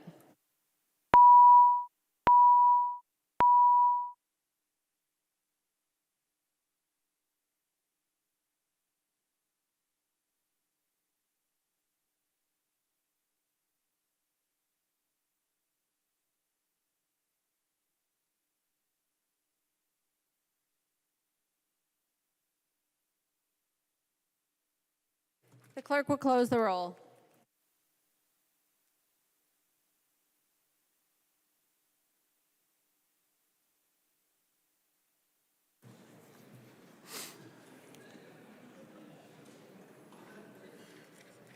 There being 61 ayes and 69 nays, the motion does not prevail. The amendment is not adopted. There is an amendment at the desk. The clerk will report the amendment. Robbins moves to amend House File Number 100, the 10th engrossment as amended. The amendment is coded A114. Representative Robbins. Thank you, Mr. Speaker and members. This amendment prohibits the Commissioner of Revenue from purchasing, leasing, or taking occupancy of a building for purposes of providing a facility to collect cash payments. And there's nothing in the bill that talks specifically about the Department of Revenue setting up basically a place to process cash payments. But when we were in the tax committee, this came out, and I just was fascinated. The Department of Revenue, according to the fiscal note on page 133, wants to spend $1 million in the first year and then ongoing operations to have an off-site facility to collect cash payments. And when I asked about that, they said, oh, well, we're probably going to work it out and it won't be in the next iteration of the bill. But it was in the next iteration, and it was in the next iteration of the fiscal note. So maybe they're still working it out, but I want to make sure that as a body, since it hasn't been worked out, we prohibit this. I found the fiscal note quite interesting, members, about why they want to do this. And so they assume that state chartered banks will not work with the cash businesses who need to process their payments. And they also assume, obviously, it's illegal for federal banks to do it. And they also don't want it to happen at the actual Department of Revenue because they have concerns about the need for better security and safety for revenue staff and customers, the perception of the public stemming from the association with cannabis, and there's less traffic for customers to the location because it potentially won't be located downtown. It's going to be in one of our districts. And it will reduce the internal risk involving potential disclosure of and personal association of the people who work at Department of Revenue with this cash business. Because as we heard earlier, an all-cash business, as Representative West was talking about, brings crime. And they particularly point out that this is what Oregon is doing. Oregon has a state cash facility. And in the state of Oregon, state banks did not want to accept the funds, which is potentially going to happen in Minnesota as well. This requires large amounts of cash to be paid for cannabis returns. In Oregon, the paying parties regularly showed up fully armed. This would cause numerous concerns at the Department of Revenue. I'm sure it would. We also don't want fully armed people showing up in our districts or in the neighborhoods where these retail shops are being paid in huge sums of cash. There will be crime increases, as the revenue note suggests. So members, this clearly just states that even though the bill is silent on this, that we do not want this to be happening, and at least until there's a much more full and public discussion of this. So members, I urge a green vote on stopping the setting up of a cash facility until we have better information, or at least understand what their intentions are. Thank you. Oh, and I'd like a roll call. Representative Robbins requests a roll call. Seeing 15 hands, there will be a roll call. Representative Stephenson. Thank you, Madam Speaker. Thank you, Representative Robbins. As you are correct, the bill is silent as to this issue, and I think it should stay that way. So I'll ask for a no vote on the bill. We are seeing more and more financial institutions engage with the cannabis business across the country, and in fact, there's federal legislation pending that would allow federally backed institutions to engage in this behavior. I encourage you to talk to your local congressman about how helpful that would be, but I think that there's wide expectation that state-backed financial institutions will engage with cannabis businesses, and that most of the returns will be done electronically, obviating the need for this facility anyway, but I don't think that we should ban it. I'd ask for a no vote. Further discussion. Representative Robbins. Thank you, Madam Speaker. Will members, I am not comfortable leaving this in. The bill is silent on it, and apparently the chair wants it to stay silent on it, which I find interesting. I think taxpayers would want to know that the state is setting up a cash processing facility that will cost $1 million in the first year and $400,000 and some ongoing every year thereafter. So I think we need more transparency, and I urge a green vote. Thank you. The clerk will take the roll on the amendment.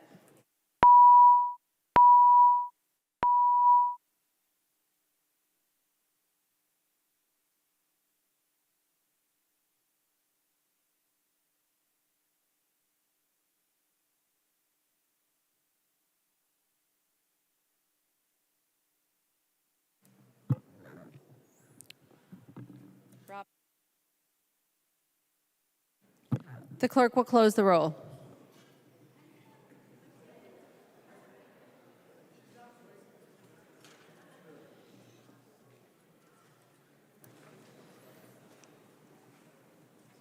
There being 60 ayes and 69 nays, the motion does not prevail. The amendment is not adopted. There is an amendment at the desk. The clerk will report the amendment.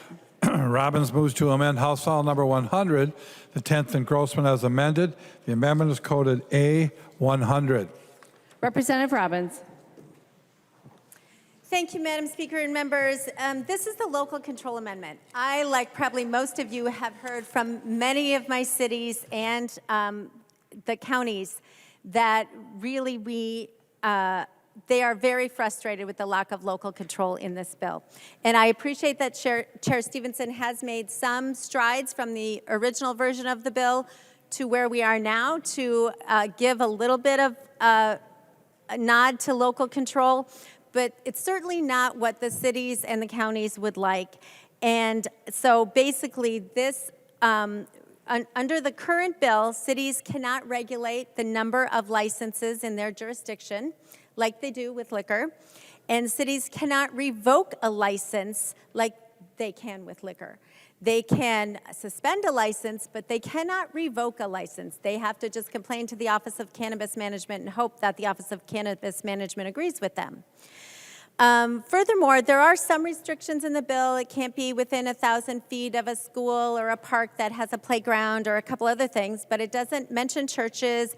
It doesn't have anything to do with odors or hours, that kind of thing. So this is a good amendment. It empowers your cities to do what their citizens want. So I urge a green vote, and I ask for a roll call.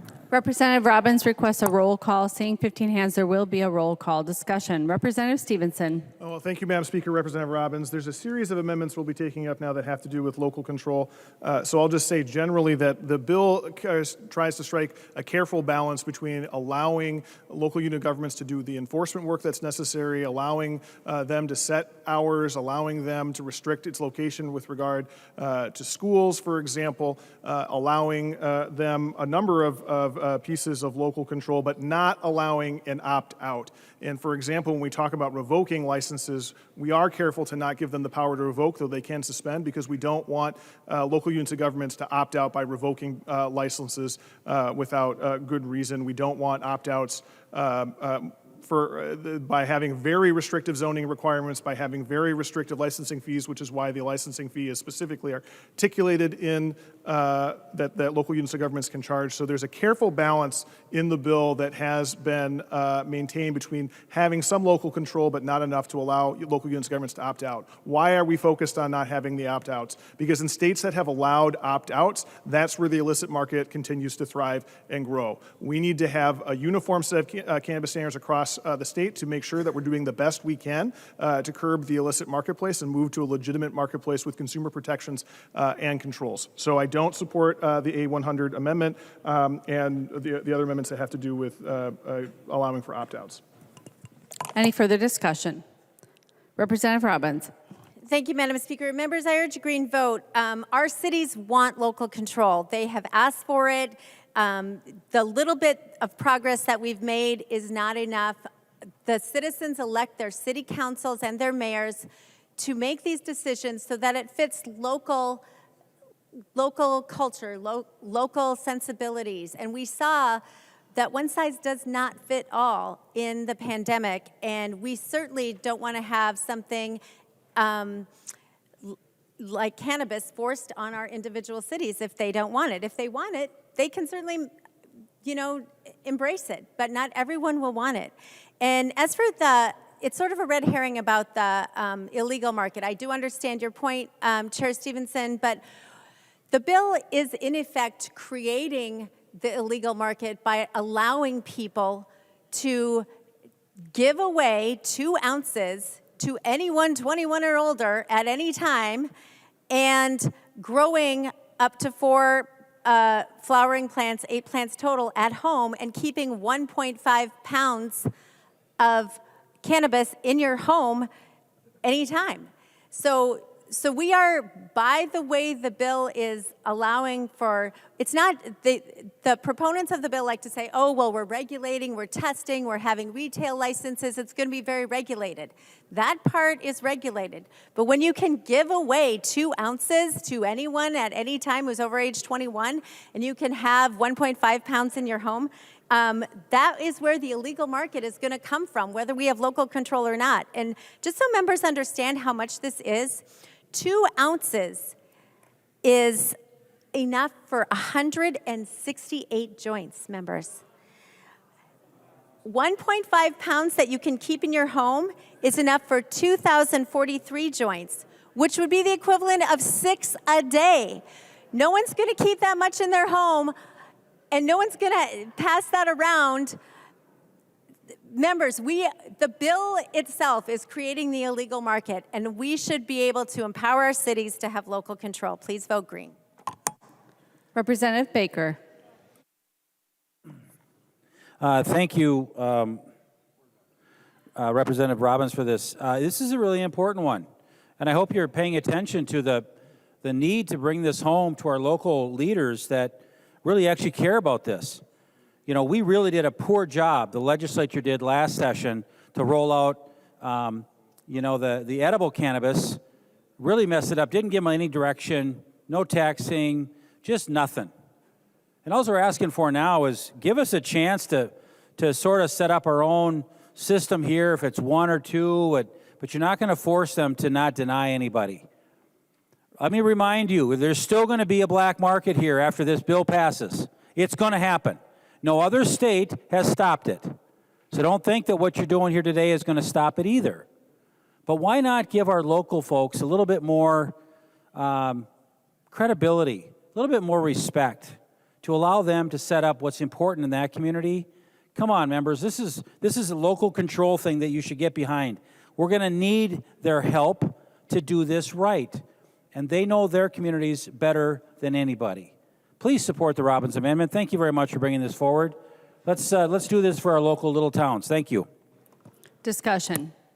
Representative Demuth. Thank you, Madam Speaker. As we have been debating this, I have local people that are texting me right now from my community, constituents, and thank you for this amendment, Representative Robbins. I would like to support this, and I would encourage a green vote. We have got to give our local communities more input. They are the ones that know the best of how to represent their community. I have people that are texting me right now that are looking forward to the full legalization, but they are desperate for local control. And so I would encourage a green vote on the Robbins Amendment. Any further discussion? Representative Scraba. Thank you, Madam Chair. Thank you about the cities and townships. Being a mayor, past mayor, I would like to be able to have an opportunity to vote on this as a community. I can see why maybe perhaps a county would not. I mean, the county represents all of us inside, but the local units of government, a city, a township, we should be able to decide if we want to sell this or not. When alcohol came, when it first came, they had the same opportunity, and the state regulated it by how many bars could be in this community and how it was set up like that. But each community voted on how many they wanted, and I think that's reasonable. That's one of the things I'm looking for me to come and support this bill. I want to support this, but I really think that the local community should have a say. A friend of mine gave me an example. It's like a candy bar. You know, you can buy them anywhere you want. You should be able to buy marijuana everywhere you want. But a candy bar is different. You know, it is a product, and you should be able to go. I look at our tourism community, what I represent, and I truly believe that from what I've talked to and the people in Canada, when it first got legalized, there were thousands of stores selling marijuana. Now there's hundreds. And what happened is the market will determine where the stores are going to be and what's going to happen. I mean, each community might want it, but I think if we give the cities and the townships, it'll settle itself out. It'll be decided who gets what, where, how, and that should be part of this bill. And I look forward to a green vote. Thank you. Representative New Brindley. Thank you, Madam Speaker. I have been listening, but I don't think I heard anyone talk about the fact that, you know, there is actually a really pragmatic reason for local control over this, and that's that our local cities are the ones who are going to bear the brunt of the consequences of this. When there are increased public safety needs, those costs are covered by our local municipalities. They are the ones paying for additional law enforcement time. They are the ones paying for our local jails who are going to need to house people who have a problem, who are driving intoxicated. There is a cost to our local communities, which is exactly why our local communities should have control over whether or not they choose to incur those costs for the community. Local control is a basic principle that most of us agree with on both sides of the aisle. Most of us believe that our local communities should be able to make these decisions for themselves. You know, we talked about how in committee, you know, we have a lot of really small towns around this state, and a lot of those small towns have unique identities. They have a community that does care, that is unique to their local city or township. And I get it, the big cities don't have that quite as much, although certainly they make attempts to do so, but that sense of community can get a little bit lost. But in these small towns where there is a real sense of identity and community, it could be that they just don't want it. And guess what? They shouldn't have to. If their local elected representatives, and if the local constituents and people who live there don't want it, they shouldn't have to have it. It's just silly for us to force a community to take this on when, one, they don't want it, and two, they certainly don't want the costs associated with it. This is a great amendment. Vote yes. Representative Dowd. Thank you, Madam Speaker. And if Representative Stephenson would yield for a question. He will yield. Representative Dowd. Thank you, Madam Speaker. Representative Stephenson, I offered this same amendment in Commerce Committee. I know this bill made probably 12 stops, maybe more, after Commerce, so I've lost track of the different iterations of the bill, and I think you're on the 10th engrossment, so I know the bill changed. At the time, as I recall, there was not even a provision that would allow a city to issue a license for this, which meant they could put no restrictions. We do offer the ability for cities in our state statute to offer licenses for tobacco and for liquor. What is the current status of what's in the bill? Representative Stephenson. Madam Speaker, Representative Dowd, the bill actually requires these retail-facing businesses to get local licenses. They have to grant a local license if the license is granted by the state, but it's an enforcement mechanism. As I mentioned, there's a careful balance here between wanting some elements of local control and an ability to enforce and make sure the rules are being followed, but not allowing opt-outs. So the bill does require a local license now. Representative Dowd. Thank you, Madam Speaker, and if he would continue to yield, I would like to know, are they able to make some revenue off of that? Can they charge a license fee? Can they set specific hours? Can they deny a license? Representative Stephenson. Madam Speaker, Representative Dowd, taking the last question first. No, they cannot deny a license if the license has been granted by the state. They can suspend the license if there's evidence that they find the person is selling an illegal product or selling to minors, et cetera, but they can't deny it straight up. You asked about hours. They can set hours limitations in the bills, and I believe Representative Nash maybe offered an amendment to constrain that further to allow more hours impact. Sorry about that. And your first question was about fees, and yes, they can charge a licensing fee. We spell it out in the statute. It's 50% of the amount that the state can charge. Representative Dowd. Thank you, Madam Speaker, and thank you, Representative. I appreciate the clarification. And it was somebody was talking over here in the alcove, so that's why I was having trouble hearing you. It wasn't your fault. Members should really pay attention to this. If we're going to let local municipalities offer licenses, it's not that we're letting them offer it, it's we're requiring them to issue a license. They have no choice. I mean, they have to issue the licenses. And as so many other members said so eloquently, we shouldn't force a municipality to do this if they don't want to do it in their city. And we should let them set the restrictions that they feel are necessary for this. So I would ask members to vote in favor of this amendment. Thank you. Seeing no further discussion, the clerk will take the roll on the amendment.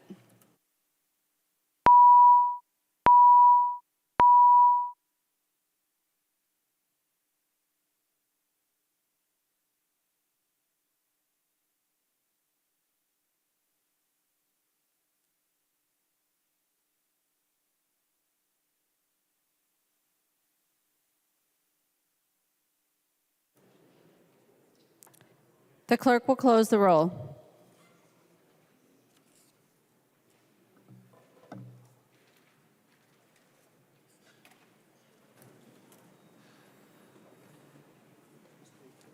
There being 59 ayes and 69 noes, the motion does not prevail. The amendment is not adopted. There's an amendment at the desk. The clerk will report the amendment. Robbins moves to amend House File Number 100, the 10th engrossment as amended. The amendment is coded A102. Representative Robbins. Thank you, members. I won't belabor it, but it's another local control amendment.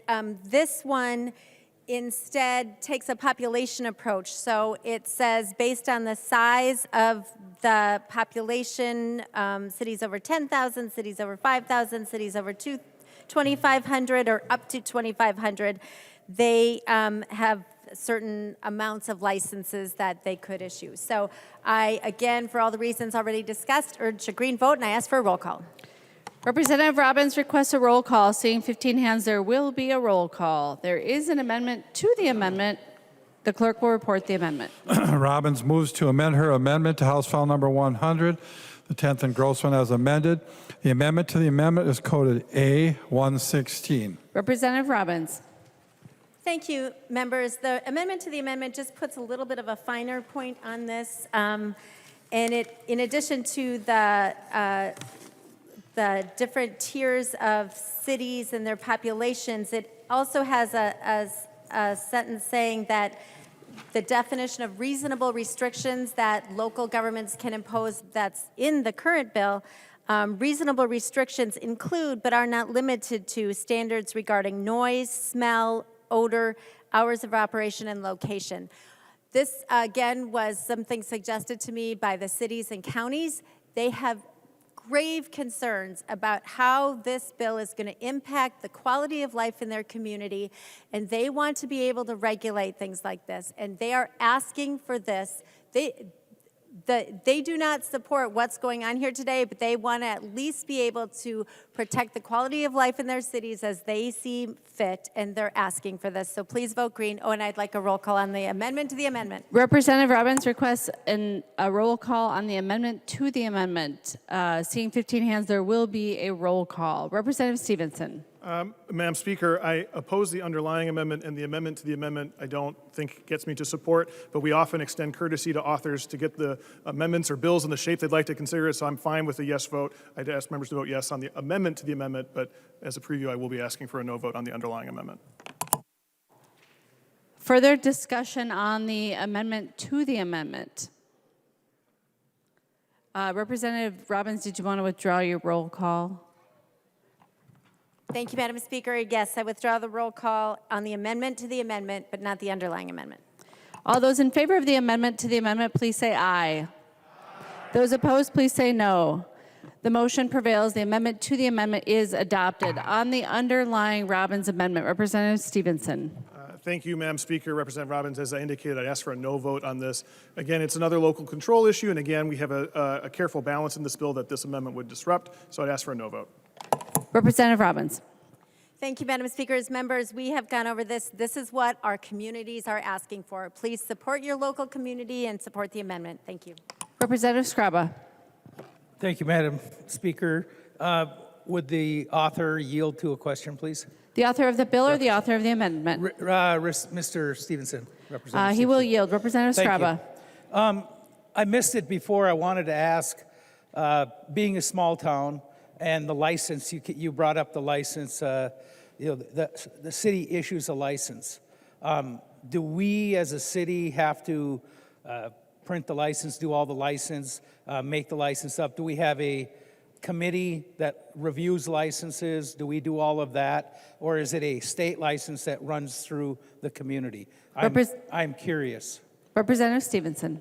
Madam Speaker, Representative Scraba, the bill contemplates that the bulk of the licensing work is done at the state level, so they'll be the ones reviewing whether the person has met all of the things they need to do to obtain a license, but they also need to achieve a local license and apply for that. As I mentioned when I was talking with Representative Dow, the city does not have discretion to offer that license if the state has approved a license, but they can then suspend the license if the business is not in compliance with any of various state or local regulations.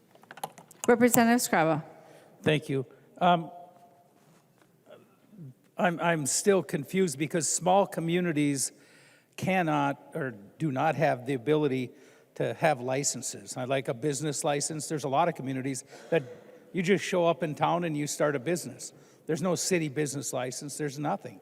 It's just there. So what I'm curious about, Madam Speaker, if I could ask him, continue the question. He will yield. Representative Scraba. How does a community that doesn't have licenses issue a license? Representative Stephenson. Madam Speaker, Representative Scraba, the bill says that the applicable local unit of government has to issue the license. So in some communities, maybe that's a higher level of government like a county. But in most places where you have a city unit of government that would license a liquor store or a tobacco shop, they would be the ones issuing that local license. Representative Scraba. Once again, Maybe I'm not clear on the way I'm asking the question. Would he yield? He will yield. Representative Thank you. Scraba. So if a city does not have a license and the county is the next up, does the city have to go to the county to get the license for the business? Representative Stevenson. Madam Speaker, Representative Scraba, no. It's the applicable unit, local unit of government, so if it's the county doing the licensing, the county would license. Madam Chair, it's, again, I'm sorry, Madam Speaker, it is getting late for me too, but one of the things I'm really concerned about is I want local control. I would like to see the license. I would like to see that. Representative New Brindley brought up the fact that the law enforcement and everybody that has to deal with the businesses in the community, it is a unique business. I'm not saying it's a bad business. It's a unique business. It's an opportunity perhaps to move forward in something that should have been done a long time ago. But I'm curious. I'll save it for the other one. But thank you, Madam Chair. I urge everyone to vote for Representative Robbins' bill. Thank you. Representative Stevenson. Madam Speaker, Representative Scraba, so whoever is doing the licenses for a business like a liquor store, a tobacco shop, whether that's the city or the county, they would be the ones issuing the license. I was told maybe that might clarify the point. Representative Scraba. Thank you. That clarifies it a lot because we do issue tobacco licenses and those sort of things. So we're just a pass-through. Very good. Thank you. Thank you, Madam Chair. Representative Swedzinski and then Representative Robbins. Representative Swedzinski. Thank you, Madam Speaker. Would Representative Stevenson yield for question? He will yield. Representative Swedzinski. Thank you, Madam Speaker. Representative Stevenson, just kind of, perusing as this debate's happening here on the House floor and kind of surrounding Representative Robbins' amendment and amendment to the amendment as it was applied to the bill. What if we have a local unit of government, whether that's a county or a city, that, locally elected officials, they ran on a really firm foundation of saying, you know what, fly a kite, legislature. We're not interested in issuing this license that we shall issue. What if we don't? What are the penalties on those local elected officials and folks from the city councils? Representative Stevenson. Madam Speaker, Representative Swedzinski, there are a number of cases where we do limit the ability of a local unit of government. I would make an analogy to if you blatantly violate zoning law and just say, I'm sorry, your business, we know you have a right to build this under the applicable zoning law, but we just don't like your business and we don't want it here. The business is able to go to court and get the decision reversed. And I would expect a similar thing to happen here. Representative Swedzinski. Thank you, Madam Speaker. So you're expecting, if a city is refusing to do what the legislature wants here today, and being forcibly, put a license to these businesses, that you feel that that'll encourage that particular business entity will sue that local unit of government, and then through the courts potentially force them to do that. Representative Stevenson. Madam Speaker, Representative Swedzinski, if they're not following the law, I would expect the courts would instruct them to follow the law. Representative Swedzinski. Thank you, Madam Speaker. Thank you, members. So, you think about that. Here we are. We have an opportunity to accept Representative Robbins' amendment that, quite frankly, is at least a little bit of something in between. It's not an outright saying you got to do this, you got to do that, but it's at least looking at a population equation that would allow cities like say, you know what, we don't even have a police department. This isn't a good fit for our community. You know what we're going to do? Open them up for litigation. You're going to take a small town, the state legislature is going to take a small town and say, you know what, we know what's best for you. And even though each person on that city council says, you know what, I don't want anything to do with this. There is no way on my grandma's grave that I'm going to allow this business to be in the hometown that I grew up in, that I was born in, that I want to support, because I understand the damage that these types of businesses are going to be coming into my community. And you're going to open them up to litigation. They're going to probably lose a court case. There's going to be hundreds of thousands of dollars or $10,000 of court case fees. and probably some civil court that they're going to say, well, you just don't like us. You don't want us to be around here, blah, blah, blah. Folks, here we go again. State government knows best. State government knows best. Your cities like the Robbins Amendment. There are 800 some cities in this great state. Each of them probably have 5 or more city council folks. And we're going to tell those elected officials, those fire chiefs, those folks that woke up on a Monday morning or a Wednesday morning after the election, weren't running for election, and found themselves their mayor or they're a city councilman or woman. And we're going to say, you know what? Stick this bill in your pipe and smoke it and take it.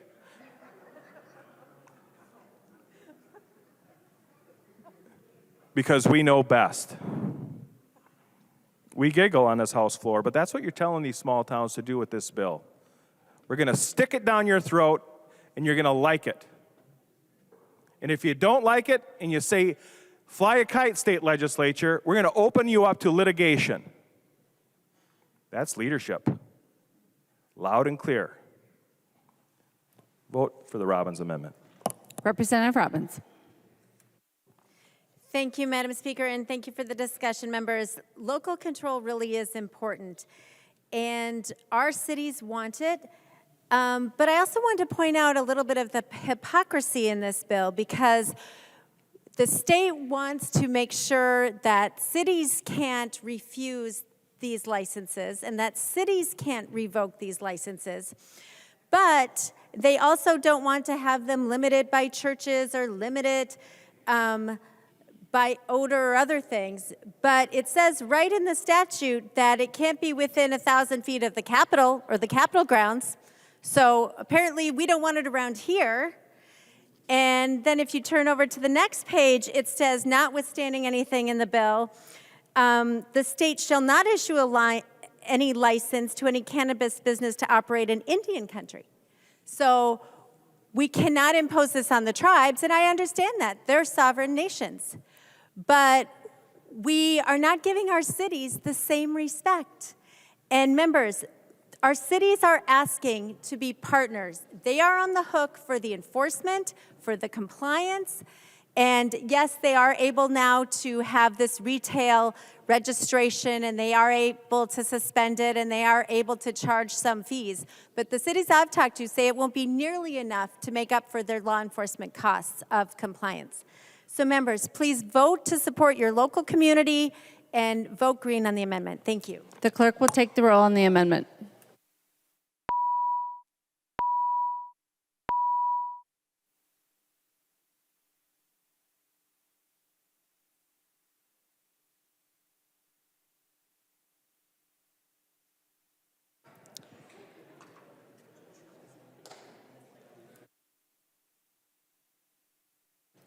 The clerk will close the roll.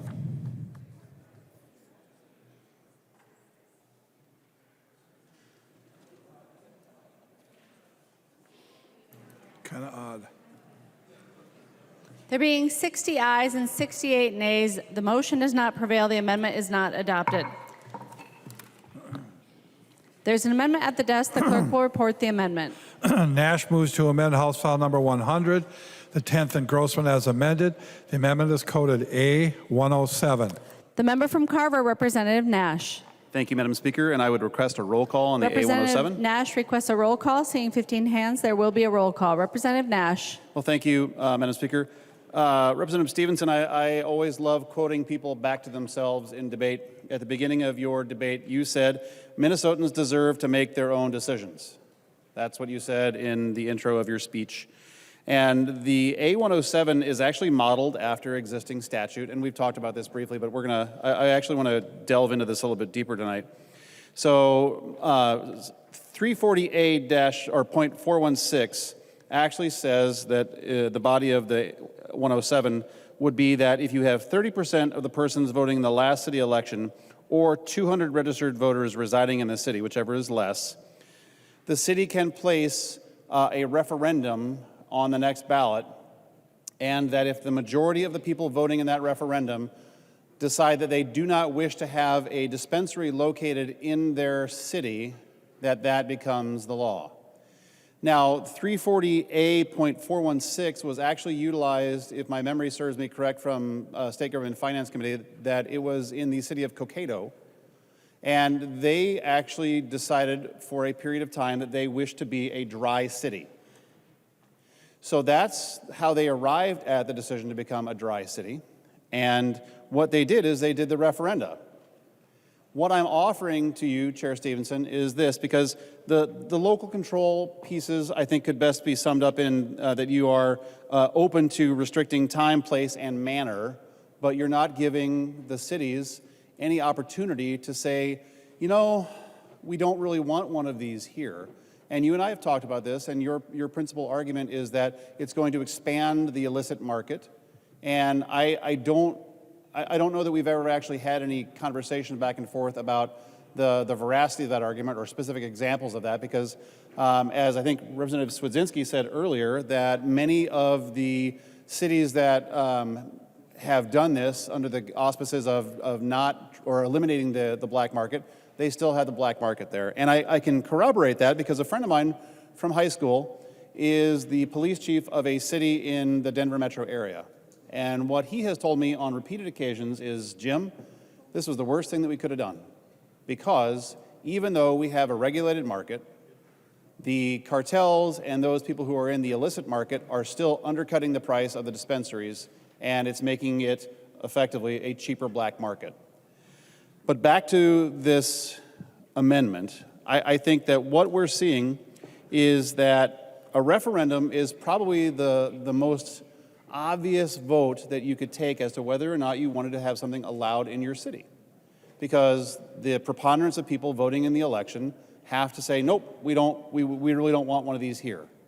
So I've been very thoughtful on how to craft this amendment. And I will tell you that everybody got at their desk, mine got water spilled on it, but there's a letter at your desk from what is this, 1, 2, 3, 4, 5, 6, 7, 8 different municipal organizations, and I will read them. League of Minnesota Cities, President of Municipal Legislative Commission, the Association of Small Cities, the Coalition of Greater Minnesota Cities, the Association of Minnesota Counties, the President of Metro Cities, Metro Intercounty Association, and the Minnesota Rural Counties Association. Now, the people who are the signatories of this are council members from Bemidji, the mayor of Edina, the city administrator of Spicer, the mayor of Thief River Falls, a Ramsey County commissioner, a city manager in Coon Rapids, the commissioner or a commissioner in Washington County, and a commissioner in Pipestone County. These are the people who have been elected by various members of the communities that we all serve with these folks to say, we support local control. So along those lines, we have heard that many other states and cities have gone down this road, and Representative Stephenson doesn't prefer them. But I think that Michigan is a great example, because Michigan is a state with one of the lowest tax rates on cannabis, which is what you have, and they have no opt-out, but they are battling what they call a seemingly insurmountable battle with the long-entrenched black market. Let me read that again. They are fighting a seemingly insurmountable battle with a long-entrenched black market. Well, members, research is showing in Michigan that that's a problem. So I think that the idea of local control is similarly very interesting. You know, last week I had, I think it was the A37 on the housing bill, and it went down in flames. And I would say to many of you, in fact, a couple of you here in the chamber, that I'm going to give you an opportunity to put up a vote for local control. So to that end, Madam Speaker, would Representative Wolgamott yield to a question? He will yield. Representative Nash. Nash. Thank you, Madam Speaker. Representative Nash. Thank you, Madam Speaker. Representative Wolgamott, last week you voted no on my A37, ostensibly in the vein of wanting local control to reign preeminent. And this amendment, the 107, is providing an opportunity for local control to preserve. And the many organizations that have sent the letter, and I think you have a copy at your desk, they are saying, please vote on this amendment. We would like local control. Representative Wolgamott, you have St. Cloud as your principal city. Do you believe that the city of St. Cloud's city council should be allowed to make the decisions on whether they have a dispensary located or multiple dispensaries located in the city of St. Cloud? Representative Wolgamott. Thank you, Madam Speaker. Thank you for the question, Representative Nash. I think that the approach that is in the bill before us is the best approach. Representative Nash. Well, Madam Speaker, if Representative Wolgamott would continue to yield. He will yield. Representative Nash. Thank you, Madam Speaker. Well, that wasn't the question, Representative Wolgamott. The question was, do you believe that the city council and voters in the city of St. Cloud should be allowed to have a vote, like on the A107, do you believe that they should have a vote as to whether or not a dispensary is located in the city of St. Cloud? Representative It's a yes or no Wolgamott. question. I would remind you, Representative Nash, you can't ask him how he'll vote on the amendment. Representative Wolgamott. I did Again, not ask Madam him how to Speaker, vote. I would reiterate that I believe that the approach that is in the bill without this amendment is the best approach. Representative Nash. Well, okay. We'll move on. Would Representative Ream yield to a question? She will yield. Representative Nash. Thank you, Madam Speaker. And Representative Ream, before you came here, you were the member or a member of the Chanhassen City Council. And I know, and the League of Minnesota Cities representing the city of Chanhassen has said that they would like for an opportunity to have the local voice heard in this bill. And here's the thing. Please note, I have worked very hard to just constrain my comments to the lack of local control. So, Representative Ream, do you believe that the voters of the city of Chanhassen should have a voice as to whether or not something is located in their city, or do you do not believe that? Representative Ream. Thank you, Madam Speaker. Thank you, Representative Nash. I did look over that letter from the League of Minnesota Cities, and I didn't see the Chaska mayor or the Chanhassen mayor's name on it. So, and I have talked to the author about this bill, and I do think the way it's written makes sense. A couple things, you know, the fact that cities can zone where they want to have this.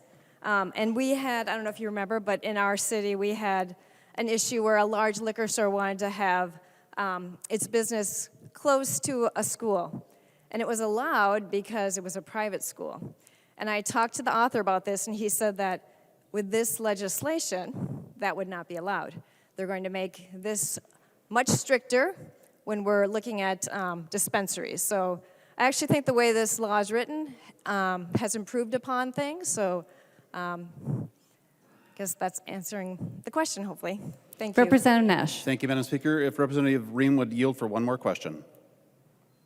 She will. Representative Nash. Thank you, Madam Speaker. Representative Ream, is the League of Minnesota Cities, or is the city of Chanhassen and Chaska represented by the League of Minnesota Cities down here at the Capitol in lobbying efforts? Representative Ream. I would assume so. Representative Nash.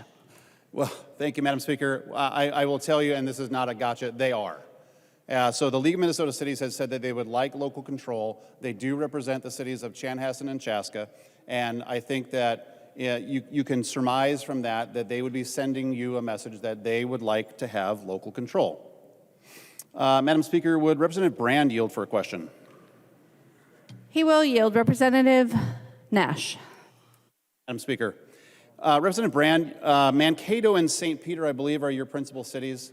I think we can agree that we know that the League of Minnesota Cities does represent them here at the Capitol. The letter that you've received at your desk is urging for some notion of local control that is beyond what's in the bill. And I would ask, do you believe that the city and the people in Mankato and the people in the city of St. Peter should have a voice in this process as to whether or not a dispensary is located in their cities respectively? Representative Brand. Thank you for the, thank you, Madam Speaker and Representative Nash. What I would say is that there are plenty of vacant locations in across the state where these locations could go, but there are zoning laws. And so I wouldn't say that a dispensary in any shape or form would end up in a residential zone. As a former city council member, I wouldn't say that it would end up in an industrial zone. And so that would only limit the commercial zone. And I do believe, as a former city council member, we did have control over where those commercial zones were located within those cities. And so I would assume that your question, although it's a big, kind of a confusing question when you think about it, because they already do have control over zoning across those cities.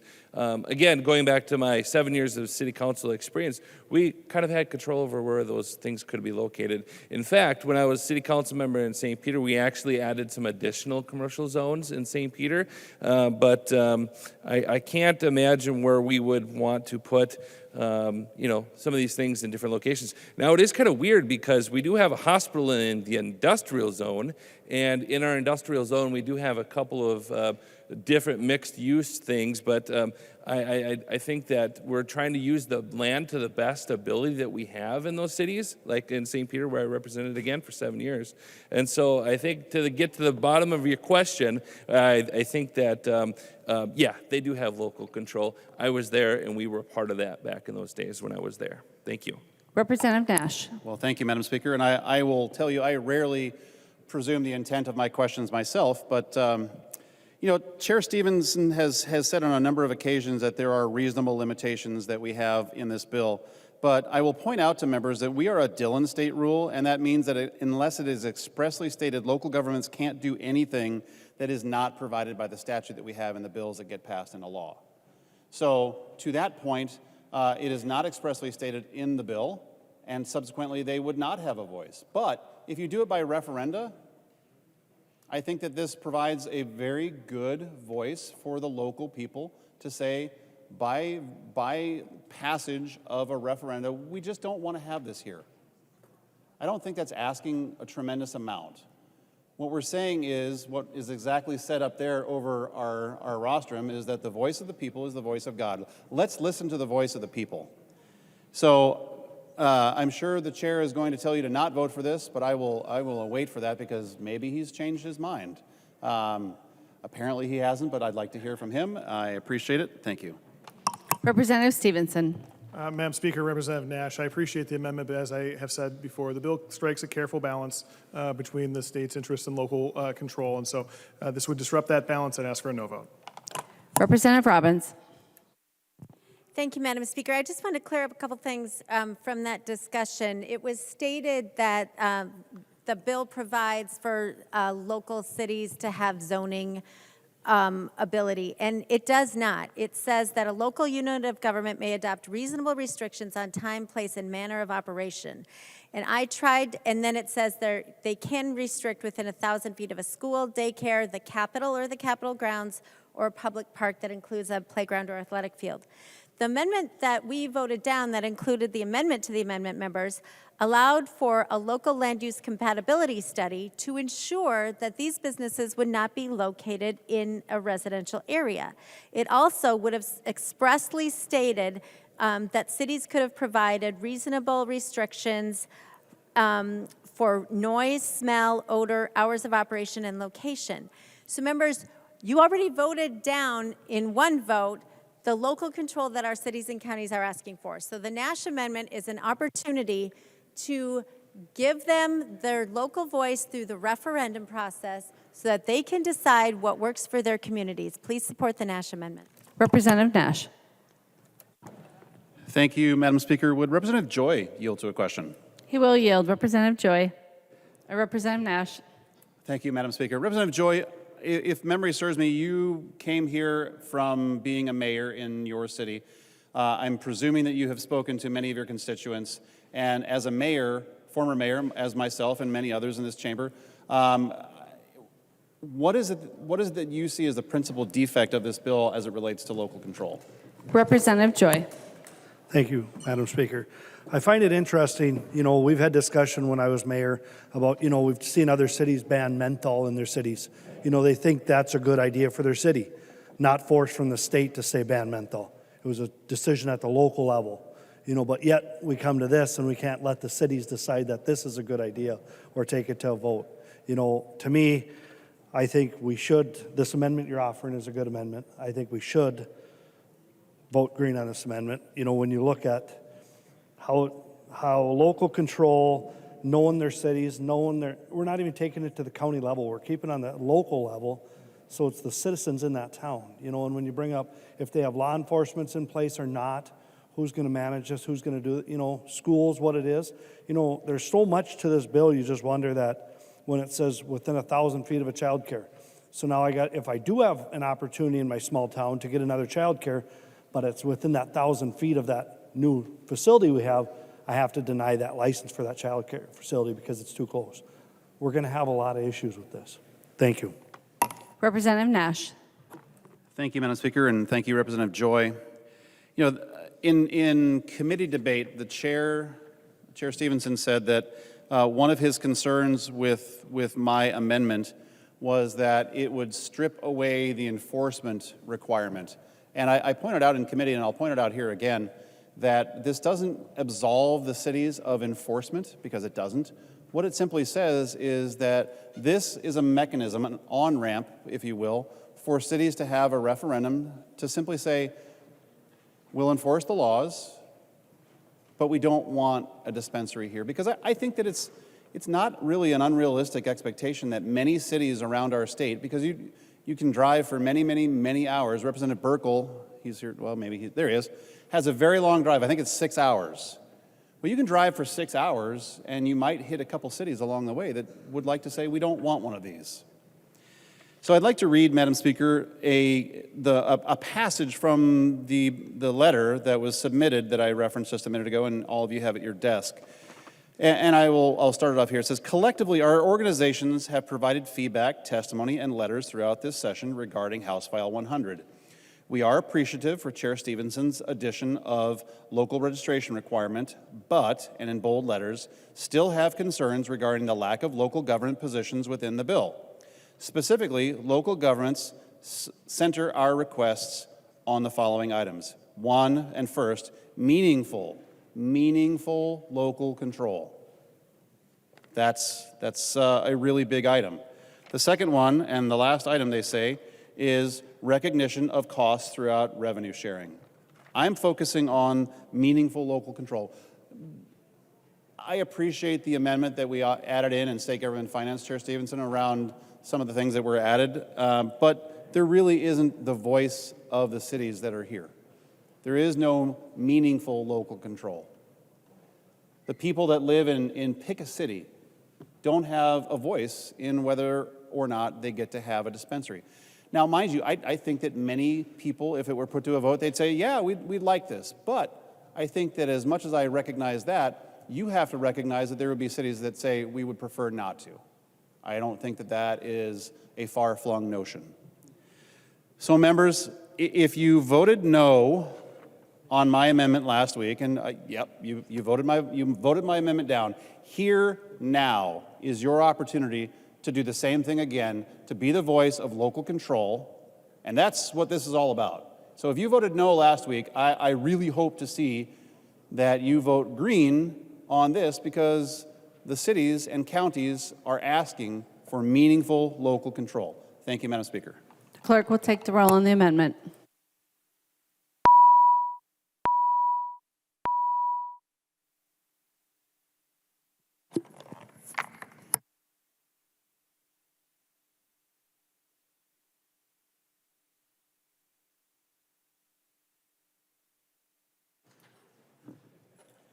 The clerk will close the roll.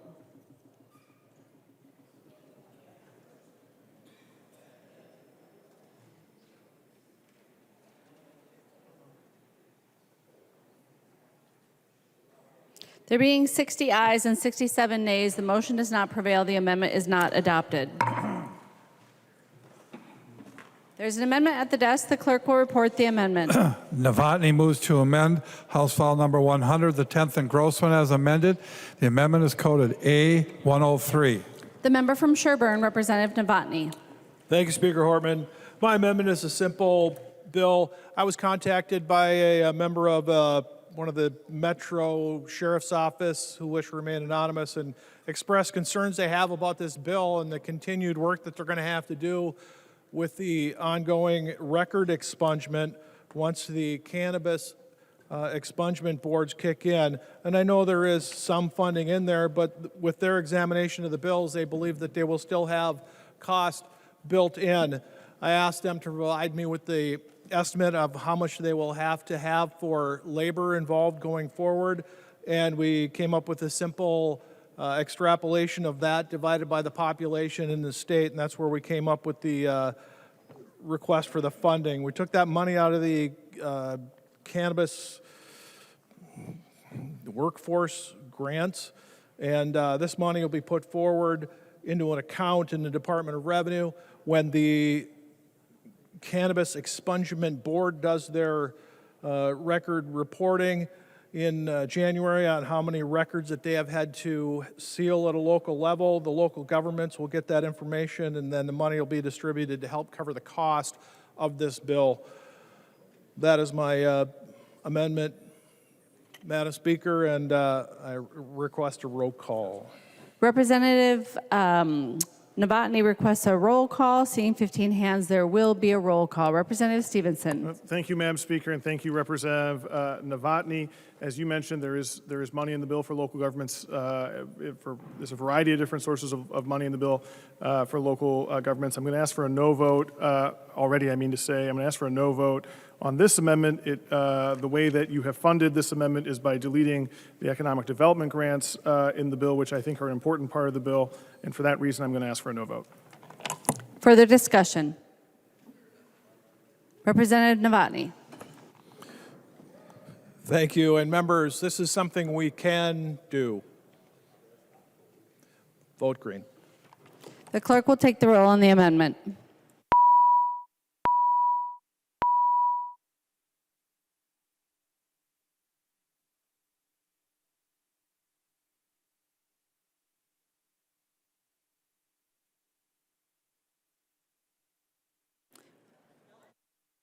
The clerk will close the roll.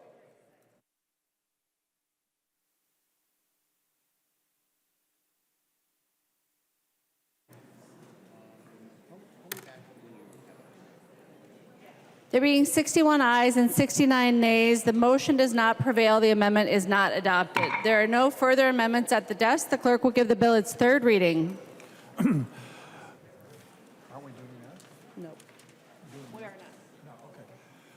Third reading, House File Number 100, as amended. Third reading as amended. Discussion to the bill. The member from Ramsey, Representative Hollins. Thank you, Madam Speaker. As some of you know from our talks in committee, my parents are libertarian hippies, and they have been anticipating and waiting for cannabis legalization since the 70s. Now, my interest in legalization is maybe a little less self-serving because cannabis is not my drug of choice. I personally like a good single malt scotch. But my interest in House File 100 is primarily related to the failure of the war on drugs and how that's impacted our Black and brown communities. Black Americans are 4 times more likely to be arrested for marijuana charges than their white peers. Black Americans are nearly 6 times more likely to be incarcerated for drug-related offenses than their white counterparts. Almost 80% of people serving time for a federal drug offense are Black or Latino. And in state prisons, people of color make up 60% of those serving time for drug charges. And for those of you who doubt the purposeful connection between the war on drugs and the community of color, let me quote President Nixon's policy advisor, John Ehrlichman. "We knew we couldn't make it illegal to be either against the war or Black, but by getting the public to associate hippies with marijuana and Blacks with heroin, and then criminalizing them both heavily, we could disrupt those communities. We could arrest their leaders, raid their homes, break up their meetings, and vilify them night after night on the evening news. Did we know that we were lying about drugs? Of course we did. All of those arrests, charges, and convictions have a real and direct impact on individuals, holding people back from being full participants in our economy, keeping them out of lucrative employment, disrupting child custody, breaking apart families, evicting residents, seizing property on pretext, and needlessly escalating the risk of violence in police encounters. Philando Castile is dead because of the presence of the smell of marijuana was enough to convince an officer that he was worthy of deadly force. His death left a hole in our community. The students at J.J. Hill, his girlfriend, his family, he didn't deserve that. He died right on the edge of my district. Today, we take a step towards making certain that that never happens again. Many of the harms the war on drugs have wrought on our communities have no simple remedy, but the expungement provisions laid out in this bill will go a long way to correcting many of the harms and consequences that we've needlessly inflicted upon our own citizens. This law will remove a significant barrier to gainful employment, child custody, home ownership, and rentals. As a lawyer, I know that the ability of the state to criminalize activities is its greatest power and responsibility. Criminal justice is a blunt and terrible instrument that strips away years of a person's life in a single instance. It must be used sparingly, but for decades we've chosen to wield this power with far too much enthusiasm and far too little regard for the consequences it wreaks on our communities.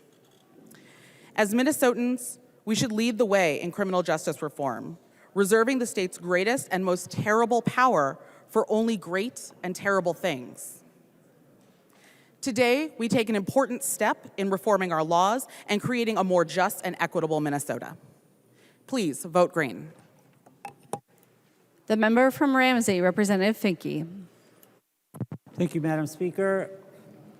I rise to support the bill. I want to just follow up on the comments that Representative Hollins made about the historical injustices of the war on drugs, and I want to make sure that we understand that this is not our history, this is our present. We heard tonight that cannabis was effectively legal in the state of Minnesota, and I just want to make sure we know that according to the BCA in 2021, 6,000 people were arrested for marijuana-related crimes in the state of Minnesota. 90% of those were for simple possession.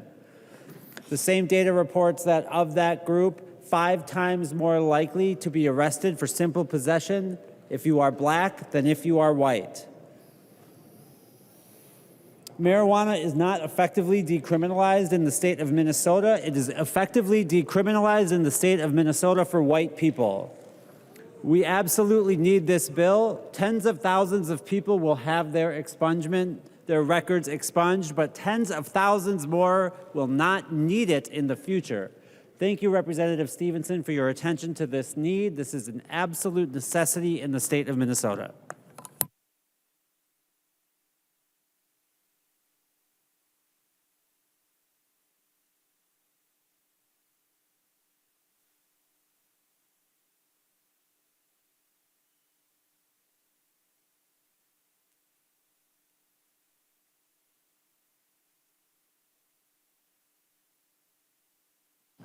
The member from Carver, Representative Nash. Thank you, Madam Speaker. Would the author of the bill yield to a question? He will yield. Representative Nash. Thank you, Madam Speaker. And to the author, I know that you made some allowances for Minnesota permit to carry holders, but I have one principal question, and it is from that law. It is subdivision 2 of the permit to carry law. It is at least 21 years of old or a citizen of permanent residence in the United States completes a various list of things, and number 9 says that if they are precluded from any federal law, and Madam Speaker, my question to the author is marijuana still a Schedule I drug federally, and would consuming it be an abrogation of federal law? Representative Stephenson. Madam Speaker, Representative Nash, the answer to the first question is yes, it's still Schedule I. The answer to your second question is I do not believe this has been a barrier to licenses in other states, in the 22 states that have legalized cannabis.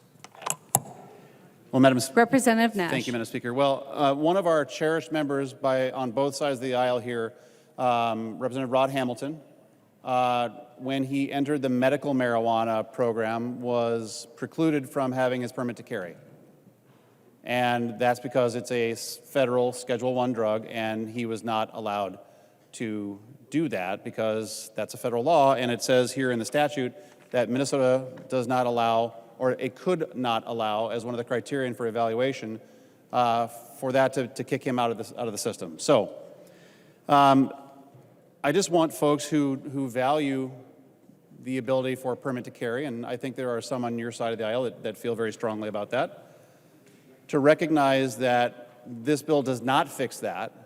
This bill does not even come close to addressing the federal requirement of that, and that should be a cautionary tale for you as you think about voting on this bill. Madam Speaker, I will bring the body's attention to line 175.4 in the bill, subdivision 4, grants to individuals. The commissioner shall award grants of the amount of ... That is not a defined amount of money in the bill. It is a blank appropriation in the bill, and for that reason, Madam Speaker, I move that House File 100 be re-referred back to the Committee on Ways and Means for that specific reason. We cannot pass a bill off this floor with a blank appropriation. I would request a roll call. Representative Nash moves to send the bill back to committee and requests a roll call. Seeing 15 hands, there will be a roll call. Representative Stephenson. Madam Speaker, I ask that the House move the House be allowed to meet past midnight.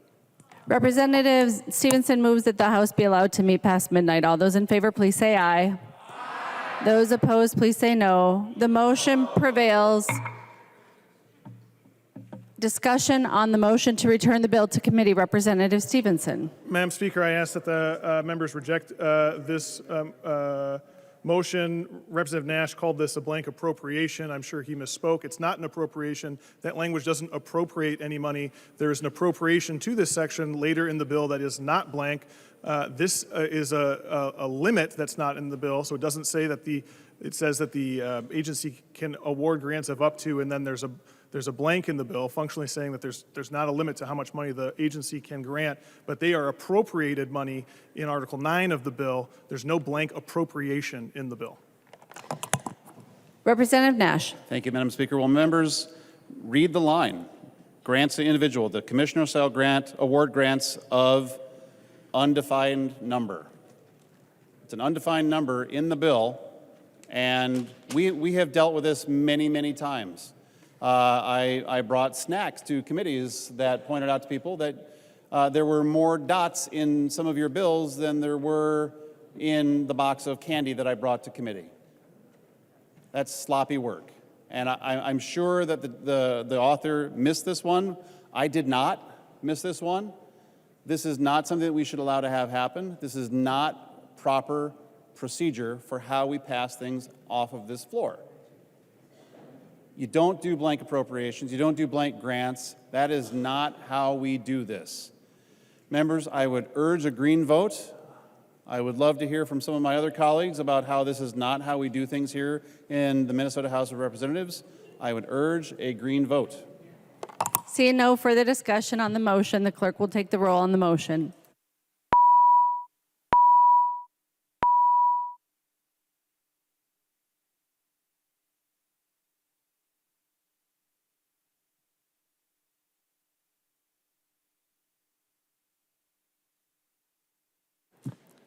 The clerk will close the roll.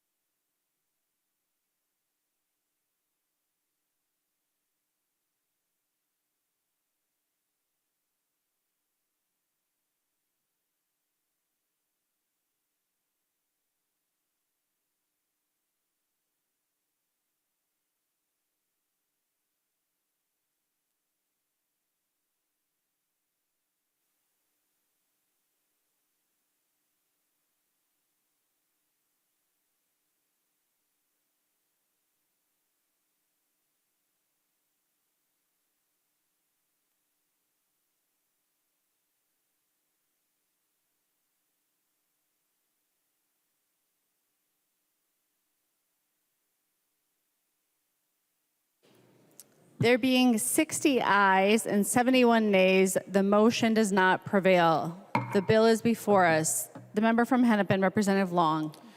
Madam Speaker, I move to table House File 100, and will note for members in the gallery that we will be taking up the bill first thing tomorrow for those who would like to return, and that we will complete the bill and vote on it tomorrow. We have a House rule that we don't meet past midnight to allow for the safety of members. Motion to table is not debatable. All those in favor, please say aye. Aye. Those opposed, please say no. The motion prevails. House File 100 is laid on the table.